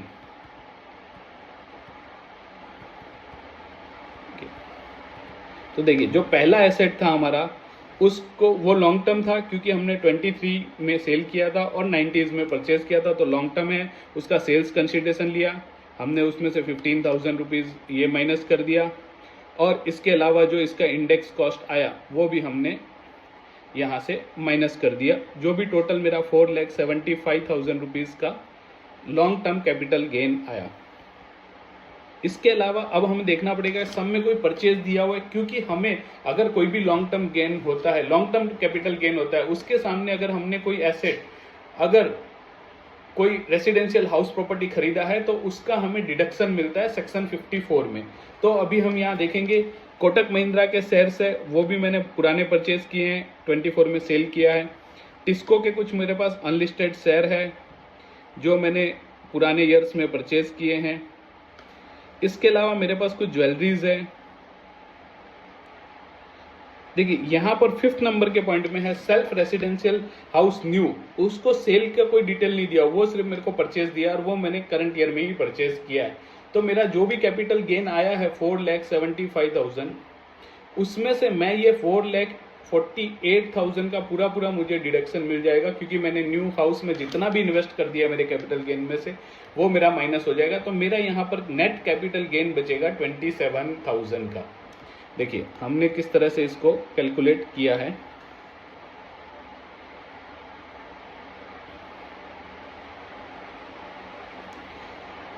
ये हमारा 4,75,000 आया, उसमें एग्जाम्पशन अंडर 54 किस चीज का, हमने न्यू हाउस परचेज किया उसका एग्जाम्पशन मिला, और ये 475 में से माइनस किया तो मेरा फर्स्ट पॉइंट है उसमें मेरा 27,000 लॉन्ग टर्म कैपिटल गेन आया। अब नेक्स्ट पे जाते हैं। टिस्को अनलिस्टेड की जगह यहाँ पर आपको लिस्टेड कर देना है, ये प्रिंटिंग मिस्टेक है, लिस्टेड शेयर्स है। कोटक महिंद्रा बैंक के 400 शेयर्स है मेरे पास, जिसका मेरा प्राइस 5,36,000 है। सेल प्राइस मैंने मतलब इसको सेल जो किया है वो 5,36,808 रुपीज़ में किया है। इसको हमने लिस्टेड कर दिया है। और इसको परचेज किया था मैंने 1,20,000 में। कब परचेज किया था? 1/8/2005 में। तो इसको भी हम अभी सॉल्व करेंगे कि किस तरीके से जब लिस्टेड शेयर हो, जो भी शेयर है वो हमें एज्यूम करना है, अगर लिस्टेड है तो वो एसटीटी पेड है। और हमने आपको बताया था कि एसटीटी पेड शेयर्स को किस तरह से कैलकुलेट किया जाता है। तो सबसे पहले तो इसका सेल्स कंसिडरेशन हमारा कितना है, ये जो हमारे शेयर्स है उसका सेल्स कंसिडरेशन हमें मिला है 5,36,000। अब यहाँ पर हमने 1/8/2005 में 1,20,000 में ये परचेज किया था। इसका इंडेक्स नंबर भी दिया हुआ है हमें, सेल का भी इंडेक्स नंबर दिया हुआ है। तो मैं क्या करूँ, 1,20,000 मल्टीप्लाइज 348 डिवाइड बाय 117, जो भी इंडेक्स कॉस्ट आएगा वो मैं इसमें से माइनस कर दूं। आप बोलेंगे कि सर आपने हमको इसी तरीके से सिखाया है कि लॉन्ग टर्म अगर होता है तो उसमें इंडेक्सेशन का बेनिफिट मिलता है, लेकिन दोस्तों ये याद रखिए कि ये हमें कभी भी लिस्टेड शेयर्स में नहीं मिलता है। जो इंडेक्सेशन का बेनिफिट है वो हमें नहीं मिलता है, और लॉन्ग टर्म कैपिटल गेन में कभी भी इंडेक्स नहीं करना है। तो आपको किस तरीके से इस सम को सॉल्व करना है उसको देखते हैं। लेकिन आपको ये ध्यान रखना है कि कभी भी हमने अभी जो हाउस प्रॉपर्टी या रेसिडेंशियल हाउस प्रॉपर्टी का कैलकुलेशन किया था उसमें हमने इंडेक्सेशन का बेनिफिट लिया था, लेकिन यहाँ पर हमें इंडेक्सेशन का बेनिफिट नहीं मिलेगा। तो जब भी शेयर खरीदते हैं तो उसका कैलकुलेशन कैसे होता है वो आपको याद रहे, इसीलिए मैंने ये आपको गलत तरीके से कैलकुलेट करके दिखाया है, लेकिन इस तरीके से हमें नहीं कैलकुलेट करना है। यहाँ पर हमको दिया है कि sale share of both company was subject to STT paid. तो एसटीटी पेड है, अगर सम में नहीं दिया है तो भी हमें एज्यूम कर लेना है अगर वो लिस्टेड शेयर है, और लिस्टेड शेयर में जो भी सेल है वो एसटीटी पेड है। फिर नेक्स्ट हमको दिया है fair market value of Kotak Mahindra share on 31 जनवरी 2018। देखिए कभी भी एक शेयर्स में हमने सीखा था कि इंडेक्सेशन का बेनिफिट नहीं मिलता, तो क्या मैं 5,36,808 में से 1,20,000 कॉस्ट माइनस कर दूंगा और जो भी आएगा मेरा लॉन्ग टर्म कैपिटल गेन होगा? नहीं, ये भी बिल्कुल गलत है। इस तरीके से भी हमें ये सम सॉल्व नहीं करना है, क्योंकि इनकम टैक्स के हिसाब से long term capital gain Arun Jaitley ji लेकर आए थे। वो ये जो लॉन्ग टर्म का कैपिटल गेन है वो लेकर आए थे 1 Feb 2018 से, और उन्होंने उस टाइम एक ग्रैंडफादरिंग रूल दिया था। उस रूल के हिसाब से ही इसका कैलकुलेशन होगा। वो रूल क्या कहता है और कैसे उसका कैलकुलेशन होता है, वो आप ध्यान से समझिए। अगले कुछ मिनटों तक आप पूरा ध्यान यहाँ पर रखिए ताकि आपको पूरे अच्छी तरीके से ये समझ में आए। देखिए यहाँ पर बेसिक इन्फॉर्मेशन क्या है, 2005 में, मतलब जो हमारी डेट है 1 Feb 2018, उससे पहले, अगर उससे पहले कोई भी शेयर खरीदा है तो किस तरह से कैलकुलेशन करना है वो आज हम यहाँ पर सीखेंगे। देखिए अभी हम जो सम है हमारा, उसमें सेल्स कंसिडरेशन है हमारा वो 5,36,808 है। अभी हमें जो कैलकुलेशन करना है वो 2 स्टेप्स में करना है। फर्स्ट स्टेप में हमें क्या करना है कि हमारा जो ये 31 जुलाई 2018 को जो भी प्राइस था, उस प्राइस को, हमारा शेयर का प्राइस था 113 और हमारे पास कोटक महिंद्रा के कितने शेयर है, 400। तो हमारा जो फेयर मार्केट वैल्यू हो गया वो हो गया 4,45,200। देखिए स्टेप 1 में हमें क्या करना है, ये वाले वैल्यू को सेल्स कंसिडरेशन के साथ कंपेयर करना है। सेल्स कंसिडरेशन है 5,36,808।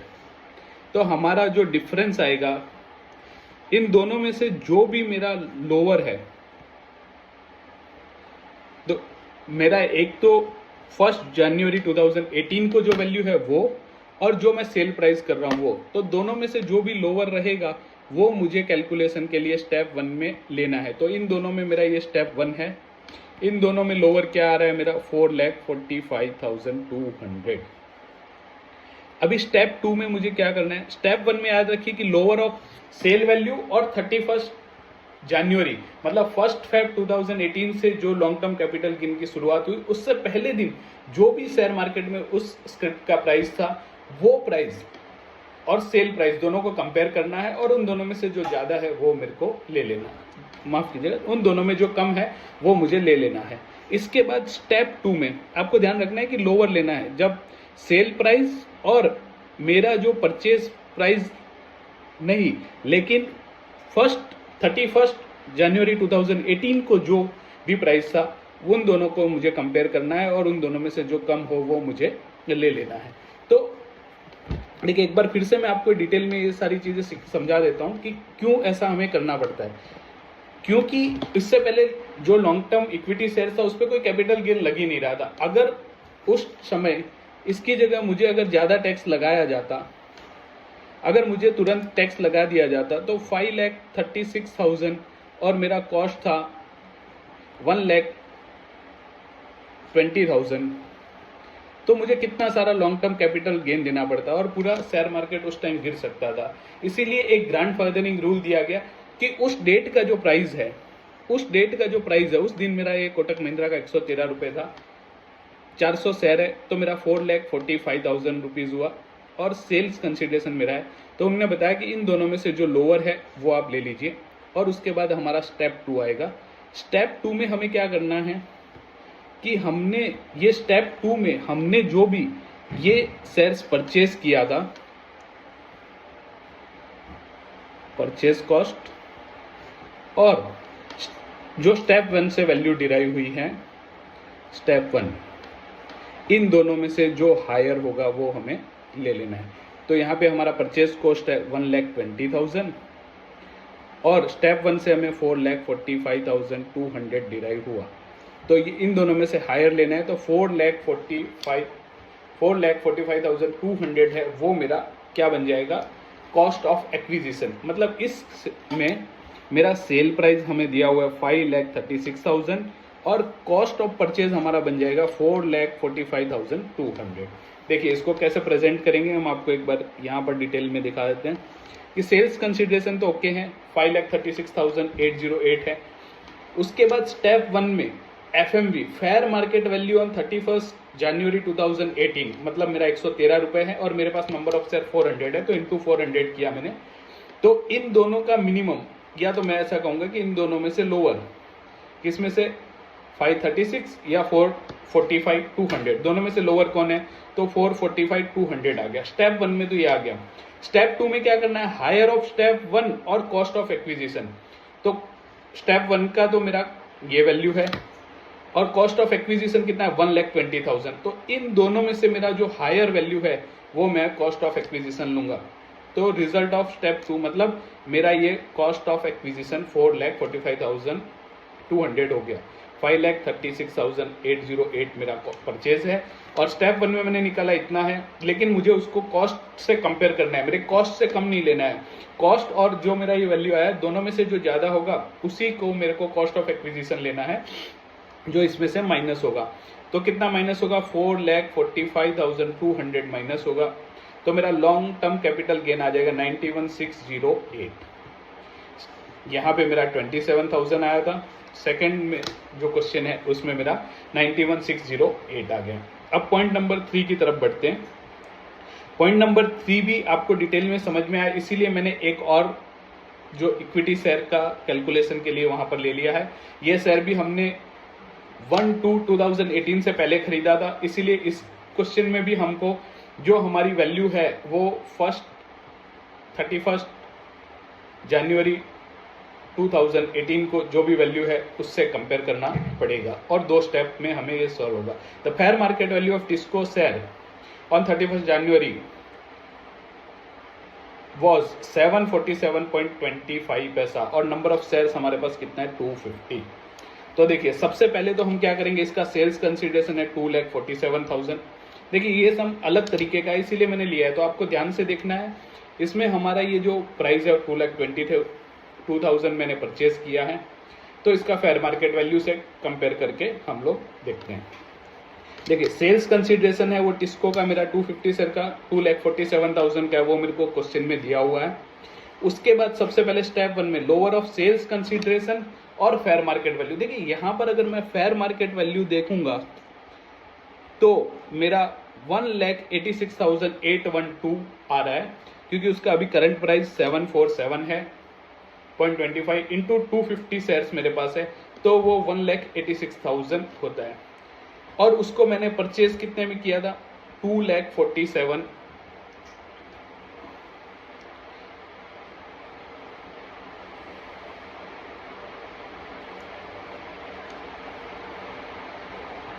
देखो इसको मैंने सेल किया 2,47,000 में। तो पिछले सम की तरह मैंने जो सेल किया हुआ है वो 2,47,000 में किया है और 247 और जो मेरा फेयर मार्केट वैल्यू है 186, इन दोनों में से जो कम है वो मैं लूंगा। तो मेरा कम आ रहा है 1,86,812 रुपीज।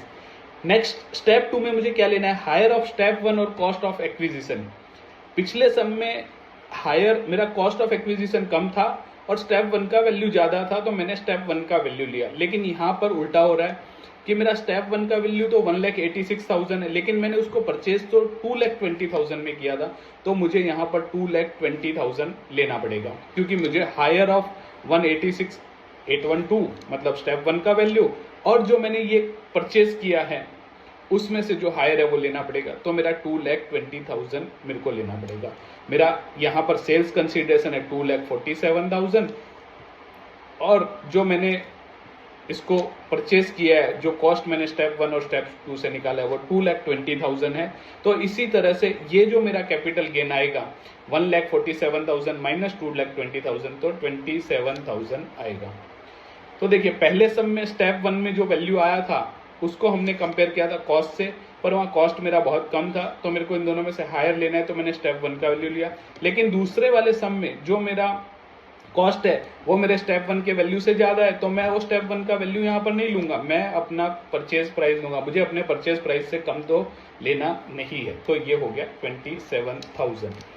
इसी क्वेश्चन में हमारा जो लास्ट क्वेश्चन है वो है ज्वेलरी के बारे में। ज्वेलरी का आपको पता है कि अगर 36 मंथ या उससे ज्यादा मैं ज्वेलरी रखता हूं तो वो मेरा लॉन्ग टर्म रहेगा, अदरवाइज वो शॉर्ट टर्म रहेगा। यहाँ मैंने 2005 में परचेज किया है और 31/3/2024 को सेल किया हुआ है, तो इसी तरीके से ये मेरा लॉन्ग टर्म हो गया। लेकिन ये शेयर्स नहीं है, तो मुझे यहाँ इंडेक्सेशन का बेनिफिट मिलेगा।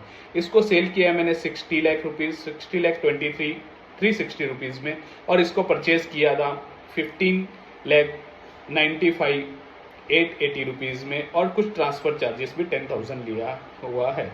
तो अभी हम इसको सीखेंगे कि किस तरीके से इसको हमने सॉल्व करना है। देखिए इसमें सेल्स कंसीडर ये बहुत ही सिंपल होता है, ज्वेलरी का अगर समय में आता है तो बहुत ही सिंपल है। हमें इसे सेल्स कंसीडरेशन लेना है, उसके बाद जो हमने परचेज किया है उसको सेल ईयर का जो इंडेक्स है उससे मल्टीप्लाई करना है, परचेज के जो ईयर है उसके इंडेक्स कॉस्ट से हमें डिवाइड करना है। तो हमारा ये जो वैल्यू आएगा 47,46,720 आएगा। और जो हमने ये जो एसेट है ट्रांसफर किया उसके लिए अगर कोई ट्रांसफर चार्जेस किया है तो वो भी हमें माइनस कर देना है हमारे सेल्स कंसिडरेशन में। जैसे ही ये दोनों माइनस करूंगा तो मेरा लॉन्ग टर्म कैपिटल गेन यहाँ आ जाएगा 12,66,640। तो हमारे चारों सम सॉल्व हो गए। पहले सम में हमें 27,000 का लॉन्ग टर्म कैपिटल गेन मिला। यहाँ पर हमारा कैपिटल गेन तो 4,75,000 आया था, लेकिन हमने एक नया घर परचेज किया है तो उसका डिडक्शन 4,48,000 हमें मिला, तो 27,000 का आया। सेकेंड पॉइंट में हमारा जो लॉन्ग टर्म कैपिटल गेन आया वो 91,608 आया। थर्ड जो हमारा क्वेश्चन है उसमें 27,000 आया। और फोर्थ वाले पॉइंट में हमारा 12,66,640 आया। इन चारों को अगर टोटल करेंगे तो हमारा लॉन्ग टर्म कैपिटल गेन हो गया 14,12,248।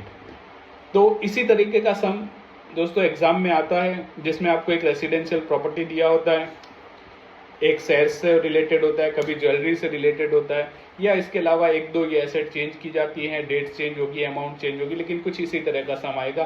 तो ऐसे ही सम्स की ज़्यादा से ज़्यादा हमें प्रैक्टिस करनी है, जिससे हम इस तरह के सम को एग्जाम में सॉल्व कर पाए। इसी तरह के एडजस्टमेंट दिए रहेंगे और हम इस तरह के सम में 14 आउट ऑफ 14 मार्क्स ला सकते हैं।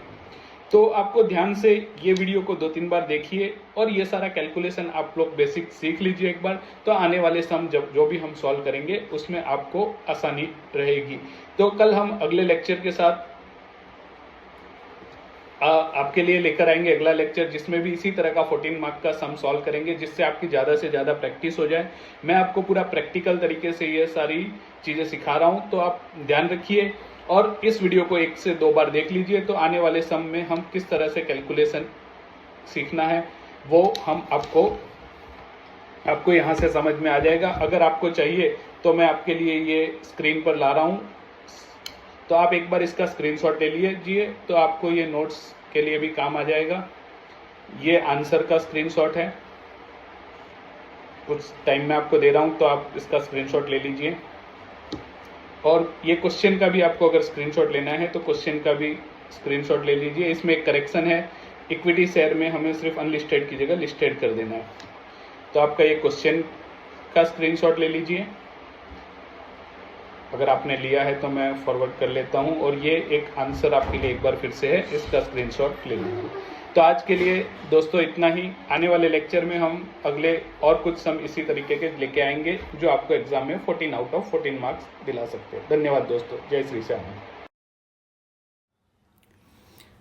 जय श्री श्याम दोस्तों, आज हम कैपिटल गेन के आपके 5th लेक्चर लेकर आए हैं, जिसमें हम आपके सुधीर प्रकाशन के क्वेश्चन नंबर 6 को सॉल्व करेंगे। ये जो क्वेश्चन नंबर 6 है वो आपके 43rd एडिशन में से लिया गया और पेज नंबर 151 पे है। अगर आपका पुराना एडिशन है तो हो सकता है कि आपका पेज नंबर कुछ अलग हो और क्वेश्चन नंबर भी कुछ अलग हो। आपका ये शीतल कुमारी के नाम से क्वेश्चन आपकी बुक में दिया हुआ है। पिछला सम हमने जो सॉल्व किया था वो कुछ इसी तरीके का था, लेकिन उसमें और इसमें काफ़ी सारे चेंजेस है, काफ़ी सारे फ़र्क है, तो उसको आज हम ध्यान से समझेंगे। किसी भी क्वेश्चन को सॉल्व करने के लिए किस तरह से सॉल्व करना है आज हम उस डिटेल में समझेंगे। कुछ स्टूडेंट्स की रिक्वेस्ट थी कि एग्ज़ाम में क्वेश्चन को किस तरह से लिखकर सॉल्व करना है वो भी हमें समझाइए, तो आज उसी के लिए हम ये वाला क्वेश्चन पूरा डिटेल में करेंगे। सबसे पहले जब भी ऐसा क्वेश्चन दिया हो तो हमें सबसे ऊपर जो हमारा हेडिंग है वो हेडिंग बना देना है। हेडिंग में हमें किस तरीके से लिखना है, तो आप एक कॉमन हेडिंग हम आपको बता देते हैं जो आप किसी भी क्वेश्चन में उस तरह का हेडिंग लिख पाएंगे। आपको हेडिंग लिखना है कंप्यूटेशन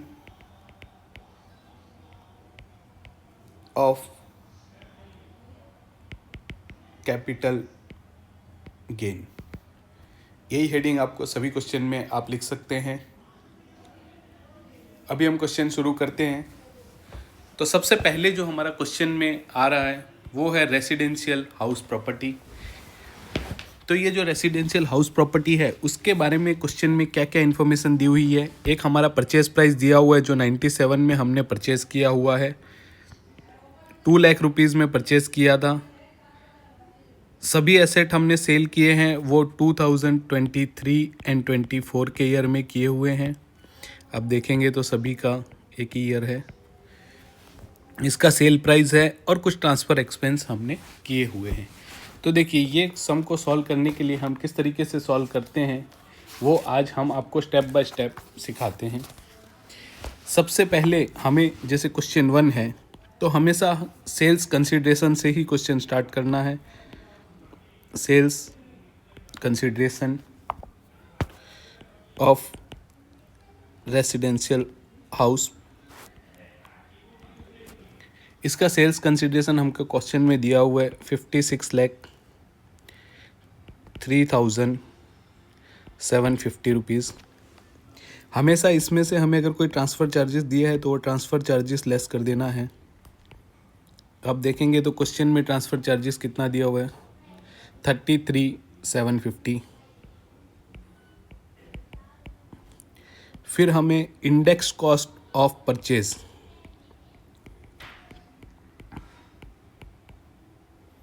तो देखिए यहाँ पर हमारा परचेज प्राइस 2 लाख रुपीज़ का है तो क्या इसका इंडेक्स कॉस्ट निकालें। हमारा परचेज प्राइस है 2 लाख रुपीज़ इनटू हमेशा मल्टीप्लाई करना है सेल के ईयर के इंडेक्स नंबर से।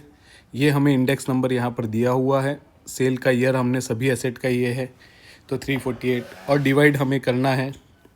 ये जो हमने परचेज़ किया है 97 में, तो 97 से पहले हमने आपको बताया था जो ये नए इंडेक्स नंबर है वो स्टार्ट हुए 2001 2002 से। तो क्या मैं वही नंबर ले लूँ। देखिए पिछले सम में भी मैंने आपको याद दिलाया था कि आपको इस तरह से नहीं करना है, ये बिल्कुल गलत है। जब भी कोई एसेट है वो 1 अप्रैल 2001 से पहले अगर परचेज़ किया गया है तो उसकी क्वेश्चन में हमें ये 2001 1 अप्रैल 2001 की एक फेयर मार्केट वैल्यू दी होगी, हमें उसी से क्वेश्चन स्टार्ट करना है। तो ये काटा मैंने इसीलिए है कि आपको याद रहे आगे से कि ऐसा बिल्कुल भी नहीं करना है। हमें जो ये क्वेश्चन में लेना है वो फेयर मार्केट वैल्यू लेना है। तो रेसिडेंशियल हाउस का जो मेरा फेयर मार्केट वैल्यू है 1 अप्रैल 2001 को वो 14 लाख है। तो मुझे यहाँ पर क्या लेना है 14 लाख ही लेना पड़ेगा इनटू 348 सेल ईयर का इंडेक्स नंबर, और जो हमारा फेयर मार्केट वैल्यू है वो 2001-2 का है। तो 2001-2 में आप देखेंगे तो हमारा इंडेक्स कॉस्ट 100 रुपीज़ था। तो अगर मैं इसको कैलकुलेट करूँगा तो जो हमारा वैल्यू आएगा वो वैल्यू हमें इस सम में से माइनस कर देना पड़ेगा। चलो हम इसको कैलकुलेट कर लेते हैं। ये होता है 48,72,000।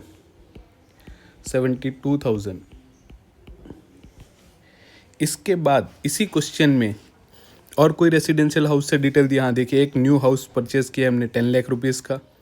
इसके अलावा she has incurred 2,40,000 in 2014-15 for a construction. मतलब ये जो घर है इसमें इन्होंने कंस्ट्रक्शन भी कराया था। इसे हम कहते हैं इंडेक्सेशन ऑफ इम्प्रूवमेंट। ये हमने 2,40,000 का इम्प्रूवमेंट करवाया है। ऊपर तो हमें जो इंडेक्स कॉस्ट है वो सेल का लेना है, जो इम्प्रूवमेंट किया है उसका भी इंडेक्सेशन करके आज का वैल्यू हमें लाना पड़ेगा। लेकिन ये कब करा है हमने इम्प्रूवमेंट, ये देखिए हमने किया 14-15 में। 14-15 का इंडेक्स नंबर हमें यहाँ दिया हुआ है 240। तो यहाँ पे 100 से नहीं डिवाइड करेंगे, जिस ईयर में इम्प्रूवमेंट हुआ है उस ईयर से करेंगे। तो ये आएगा 3,48,000। अगर ये दोनों को हम माइनस करेंगे 56,03,750 माइनस 33,750 माइनस 48,72,000 माइनस 3,48,000, तो हमारा जो लॉन्ग टर्म कैपिटल गेन आएगा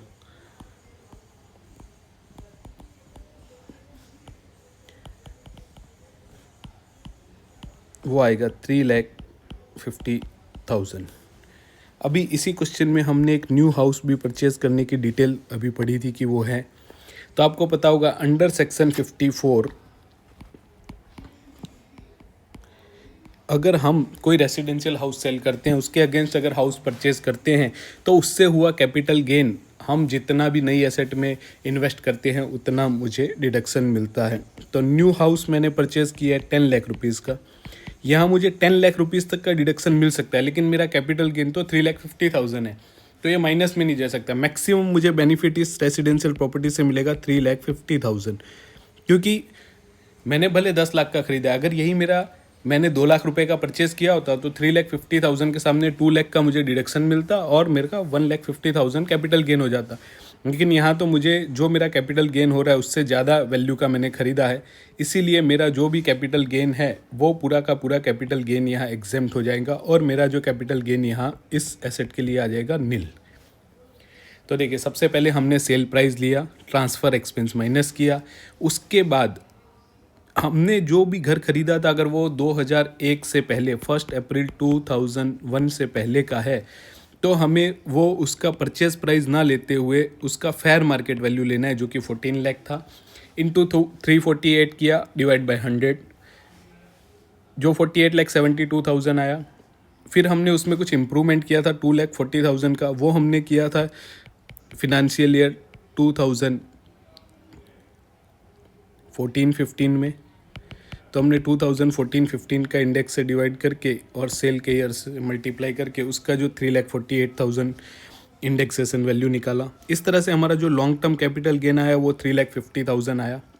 लेकिन हमने एक 10 लाख का नया घर खरीदा था, तो 10 लाख तक का जो भी कैपिटल गेन होगा वो एग्जेम्प्ट हो जाता है अंडर 54 सेक्शन 54 में।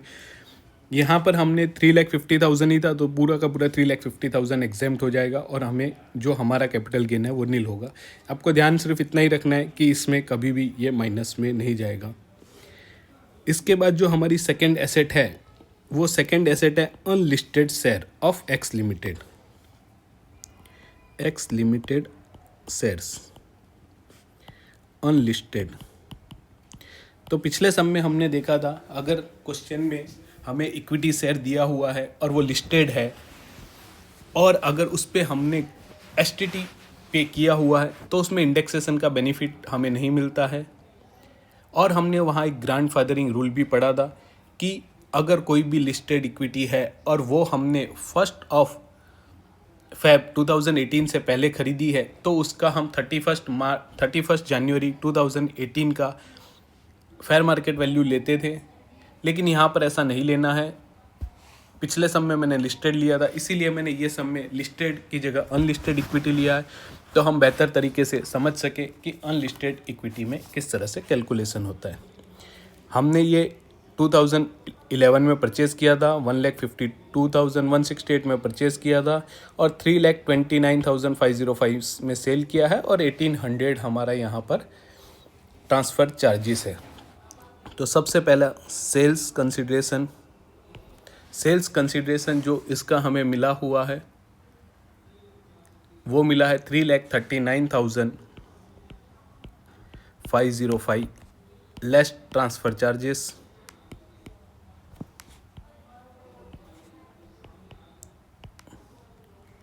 वो हमारा यहाँ पे ट्रांसफ़र चार्जेस हमें 1,800 दिया हुआ है, तो लेस 1,800 हम माइनस कर देंगे। लेस करेंगे हम इंडेक्स कॉस्ट। देखिए, इंडेक्स कॉस्ट क्यों करेंगे, क्योंकि यहाँ अनलिस्टेड शेयर है। अगर लिस्टेड होता तो मैं जो मेरा परचेज प्राइस है वही माइनस कर देता। अगर वो 2018 के 1 Feb 2018 से पहले का है तो मैं फेयर मार्केट वैल्यू लेता। लेकिन यहाँ पे मुझे इसका इंडेक्स कॉस्ट करना पड़ेगा। जो मेरा परचेज प्राइस है वो 1,52,168 रुपीज़ है। सेल मैंने 23-24 में किया है, उसका इंडेक्स नंबर 348 है और डिवाइड मुझे करना है परचेज़ का। जो मैंने परचेज़ किया 11-12 में किया है तो 184 मेरा परचेज़ का है। इससे पहले ये क्वेश्चन में कुछ ट्रांसफ़र चार्जेस भी दिया हुआ था, ये देखिए 1,800 रुपीज़ का, वो 1,800 हमने माइनस कर दिया और ये इंडेक्स कॉस्ट हमें माइनस करना है। अगर इसका कैलकुलेट करते हैं तो 2,87,796 आता है। ये दोनों को अगर मैं माइनस करता हूँ तो जो मेरा नेट कैपिटल गेन यहाँ आएगा वो आएगा 39,909। नेक्स्ट है हमारा, ये हमारा एक्स लिमिटेड था, ये वाई लिमिटेड के शेयर्स हैं हमारे, ये भी अनलिस्टेड है। अब देखते हैं वाई लिमिटेड के शेयर्स में क्या है। वाई लिमिटेड देखिए यहाँ पर फिर से एक बार हमने जो आपको डेट दी थी 1 अप्रैल 2001 उससे पहले परचेज़ किया है। यहाँ परचेज प्राइस 2 लाख रुपीज़ है, सेल प्राइस 7,35,500 है। 1,500 यहाँ भी ट्रांसफ़र चार्जेस लगे हुए हैं। देखिए एक रूल और आपको समझना पड़ेगा, जब भी ये ख़रीदा गया है, अगर 1 अप्रैल 2001 से पहले अगर यही लिस्टेड होता तो हम ये सारी चीज़ें नहीं देखते, क्योंकि वहाँ पर हमें डेट देखनी है 1 फेब 2018, पर यहाँ पर हमें ये अनलिस्टेड है, इसीलिए इसको जैसे हम ये हमारा रेसिडेंशियल प्रॉपर्टी का करते हैं उसी तरह से करना है। अगर लिस्टेड होता है तो इंडेक्सेशन नहीं मिलता है, ये अनलिस्टेड है, इसमें इंडेक्सेशन हमें मिलेगा। तो देखिए ये हम शेयर्स ले रहे हैं, इसमें सेल्स जो कंसिडरेशन है हमारा, जो सेल्स कंसिडरेशन हमारा इसमें आया हुआ है वो है 7,35,500 लेस ट्रांसफ़र चार्जेस करना ही है। जो हमारा इसके लिए ट्रांसफ़र चार्जेस हुआ है वो 1,500 है।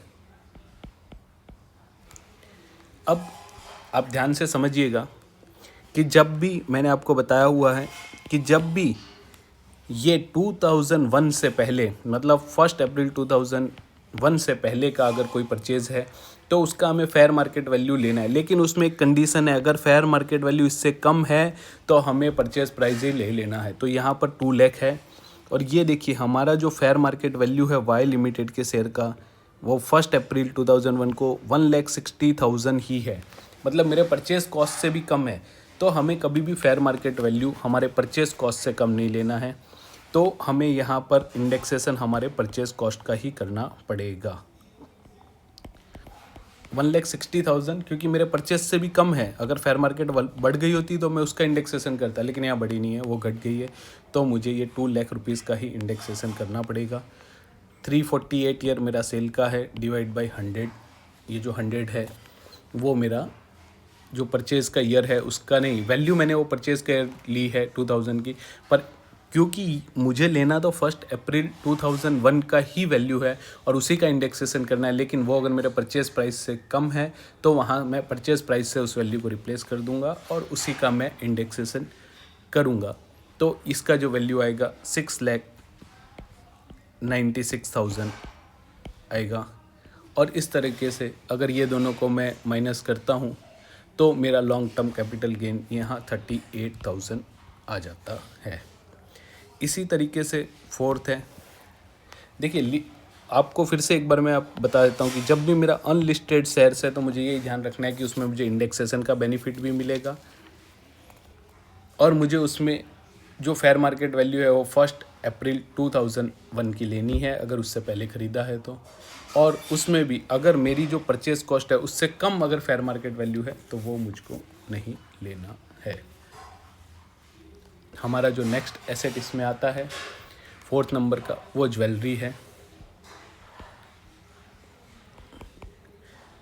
आपको एक बात बता देना चाहेंगे कि ज्वेलरी का जो आपके बुक में सॉल्यूशन दिया है उसमें गलत दिया हुआ है, क्योंकि वहाँ पर उन्होंने ये फेयर मार्केट वैल्यू लेकर कैलकुलेट किया हुआ है, लेकिन आप देखिए कि ये फेयर मार्केट 1 अप्रैल 2001 की है और जो एसेट मैंने ज्वेलरी ख़रीदा है तो 2004 में ख़रीदा है, तो मेरे लिए ये जो ज्वेलरी का वैल्यू है 1 अप्रैल का वो इररेलेवेंट है क्योंकि मैंने तो ख़रीदा ही उसके बाद है।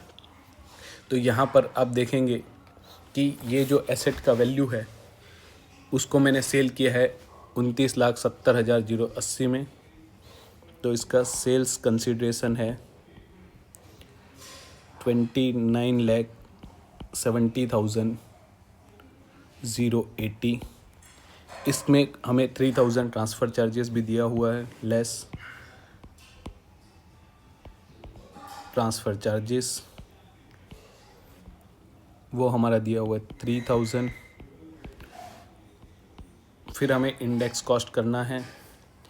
देखिए इंडेक्स कॉस्ट हमें किसका करना है, फेयर मार्केट वैल्यू तो 9,35,000 था, परचेस कॉस्ट 750 था। अगर मैंने 2001 से परचेस किया होता, वह पहले परचेस किया होता, तो मेरे को ये जो हमारा ज्वेलरी का फेयर मार्केट वैल्यू है 1 अप्रैल का वो लेना पड़ता, लेकिन ये तो मैंने ख़रीदा ही उसके बाद है। तो इंडेक्स हम करेंगे 7,50,000 का, इंडेक्सेशन करेंगे 7,50,000 का, इनटू हमें सेल का ईयर है जिसका इंडेक्स नंबर है 348, और हमने ये परचेज़ किया था 2004-05 में, 45 का इंडेक्स नंबर 113 है। इसको हमें कैलकुलेट कर लेना है। इसको जैसे ही कैलकुलेट करेंगे हम, तो हमारा इंडेक्स कॉस्ट आ जाएगा 7,50,000 को हमें 348 से मल्टीप्लाई करना है और डिवाइड बाई 113 करना है। तो ये जो आएगा हमारा 23,09,735 रुपीज़। हमने इसको नियरेस्ट रुपीज़ में राउंडिंग ऑफ कर दिया है। टोटल हमारा जो वैल्यू था 29,70,080 माइनस 3,000 माइनस 23,09,735, तो हमारा जो लॉन्ग टर्म कैपिटल गेन है वो आ जाएगा यहाँ 6,57,345। नेक्स्ट है हमारा 5th नंबर का, ज्वेलरी के बाद डिबेंचर्स। ये हमने 2004 में परचेज़ किया है, 2 लाख का परचेज़ किया था, 242 का अभी सेल किया है और 2,000 इसका है। तो क्या देखिए, डिबेंचर्स आपको याद रखना है डिबेंचर्स के बारे में। सेल्स कंसिडरेशन है इसका 2,42,000, ट्रांसफ़र चार्जेस है 2,000। फिर क्या मैं इंडेक्स कॉस्ट करूं 2 लाख रुपीज़ का, इसको फिर से हम एक बार काटेंगे, क्योंकि कभी भी डिबेंचर के केस में इंडेक्सेशन का बेनिफिट नहीं मिलता है, आपको ये चीज़ ध्यान रखनी है। और हमें इंडेक्स कॉस्ट नहीं करना है, वहाँ परचेज़ कॉस्ट डायरेक्ट माइनस होगा जो हमारा 2 लाख रुपीज़ है। तो 2,02,000 माइनस होगा तो हमारा कैपिटल गेन 40,000 रुपीज़ आएगा। नेक्स्ट जो हमारा है वो है मोटर कार। देखिए हमने 4 लाख में परचेज़ किया है, 275 में सेल किया है, 10 में परचेज़ किया था, सेल किया था। तो यहाँ मोटर कार में आप बताइए मुझे इंडेक्सेशन का बेनिफिट मिलेगा या नहीं मिलेगा। यहाँ मैं सेल्स कंसीडरेशन लिखूँ इसका या नहीं लिखूँ। इसका सेल्स कंसीडरेशन है कितना है 2,75,000। परचेज कॉस्ट, इसका इंडेक्सेशन करना है या नहीं करना आप बताइए मुझे। हमारा परचेज कॉस्ट है 4 लाख। यहाँ मेरा लॉन्ग टर्म कैपिटल लॉस आ रहा है। क्या इसी तरीके से कैपिटल गेन कैलकुलेट होगा?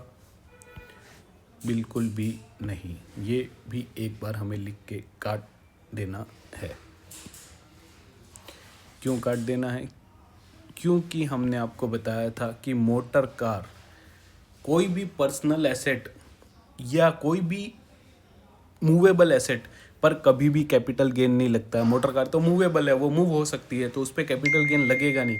हमने आपको एक लिस्ट बताया था, उन्हीं लिस्ट पे गवर्नमेंट ने स्पेसिफिक बोला है कोई भी मूवेबल एसेट पे जो है आपका कैपिटल गेन नहीं लगेगा, लेकिन जो गवर्नमेंट ने एक लिस्ट दिया उन्हीं पे लगता है। उसमें हमने सीखा था, एक हमारा ज्वेलरी था। देखो ज्वेलरी यहाँ पर मूवेबल था फिर भी हमने लिया है।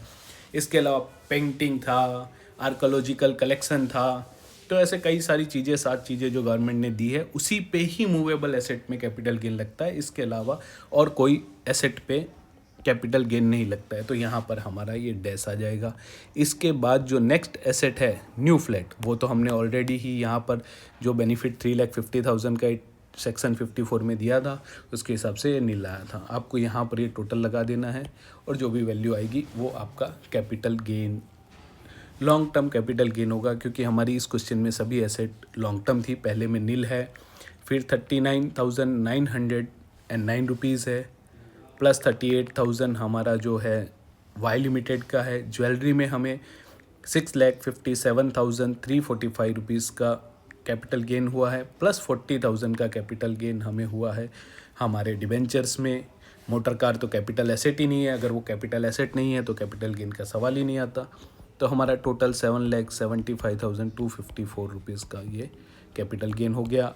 बुक के में जो आपका सॉल्यूशन दिया उससे आपका आंसर मैच नहीं होगा। क्यों नहीं होगा? क्योंकि यहाँ पर 7,50,000 की जगह उन्होंने परचेज से पहले का जो फेयर मार्केट वैल्यू है वो लिया है, जो बिल्कुल गलत है, वो नहीं लेना है।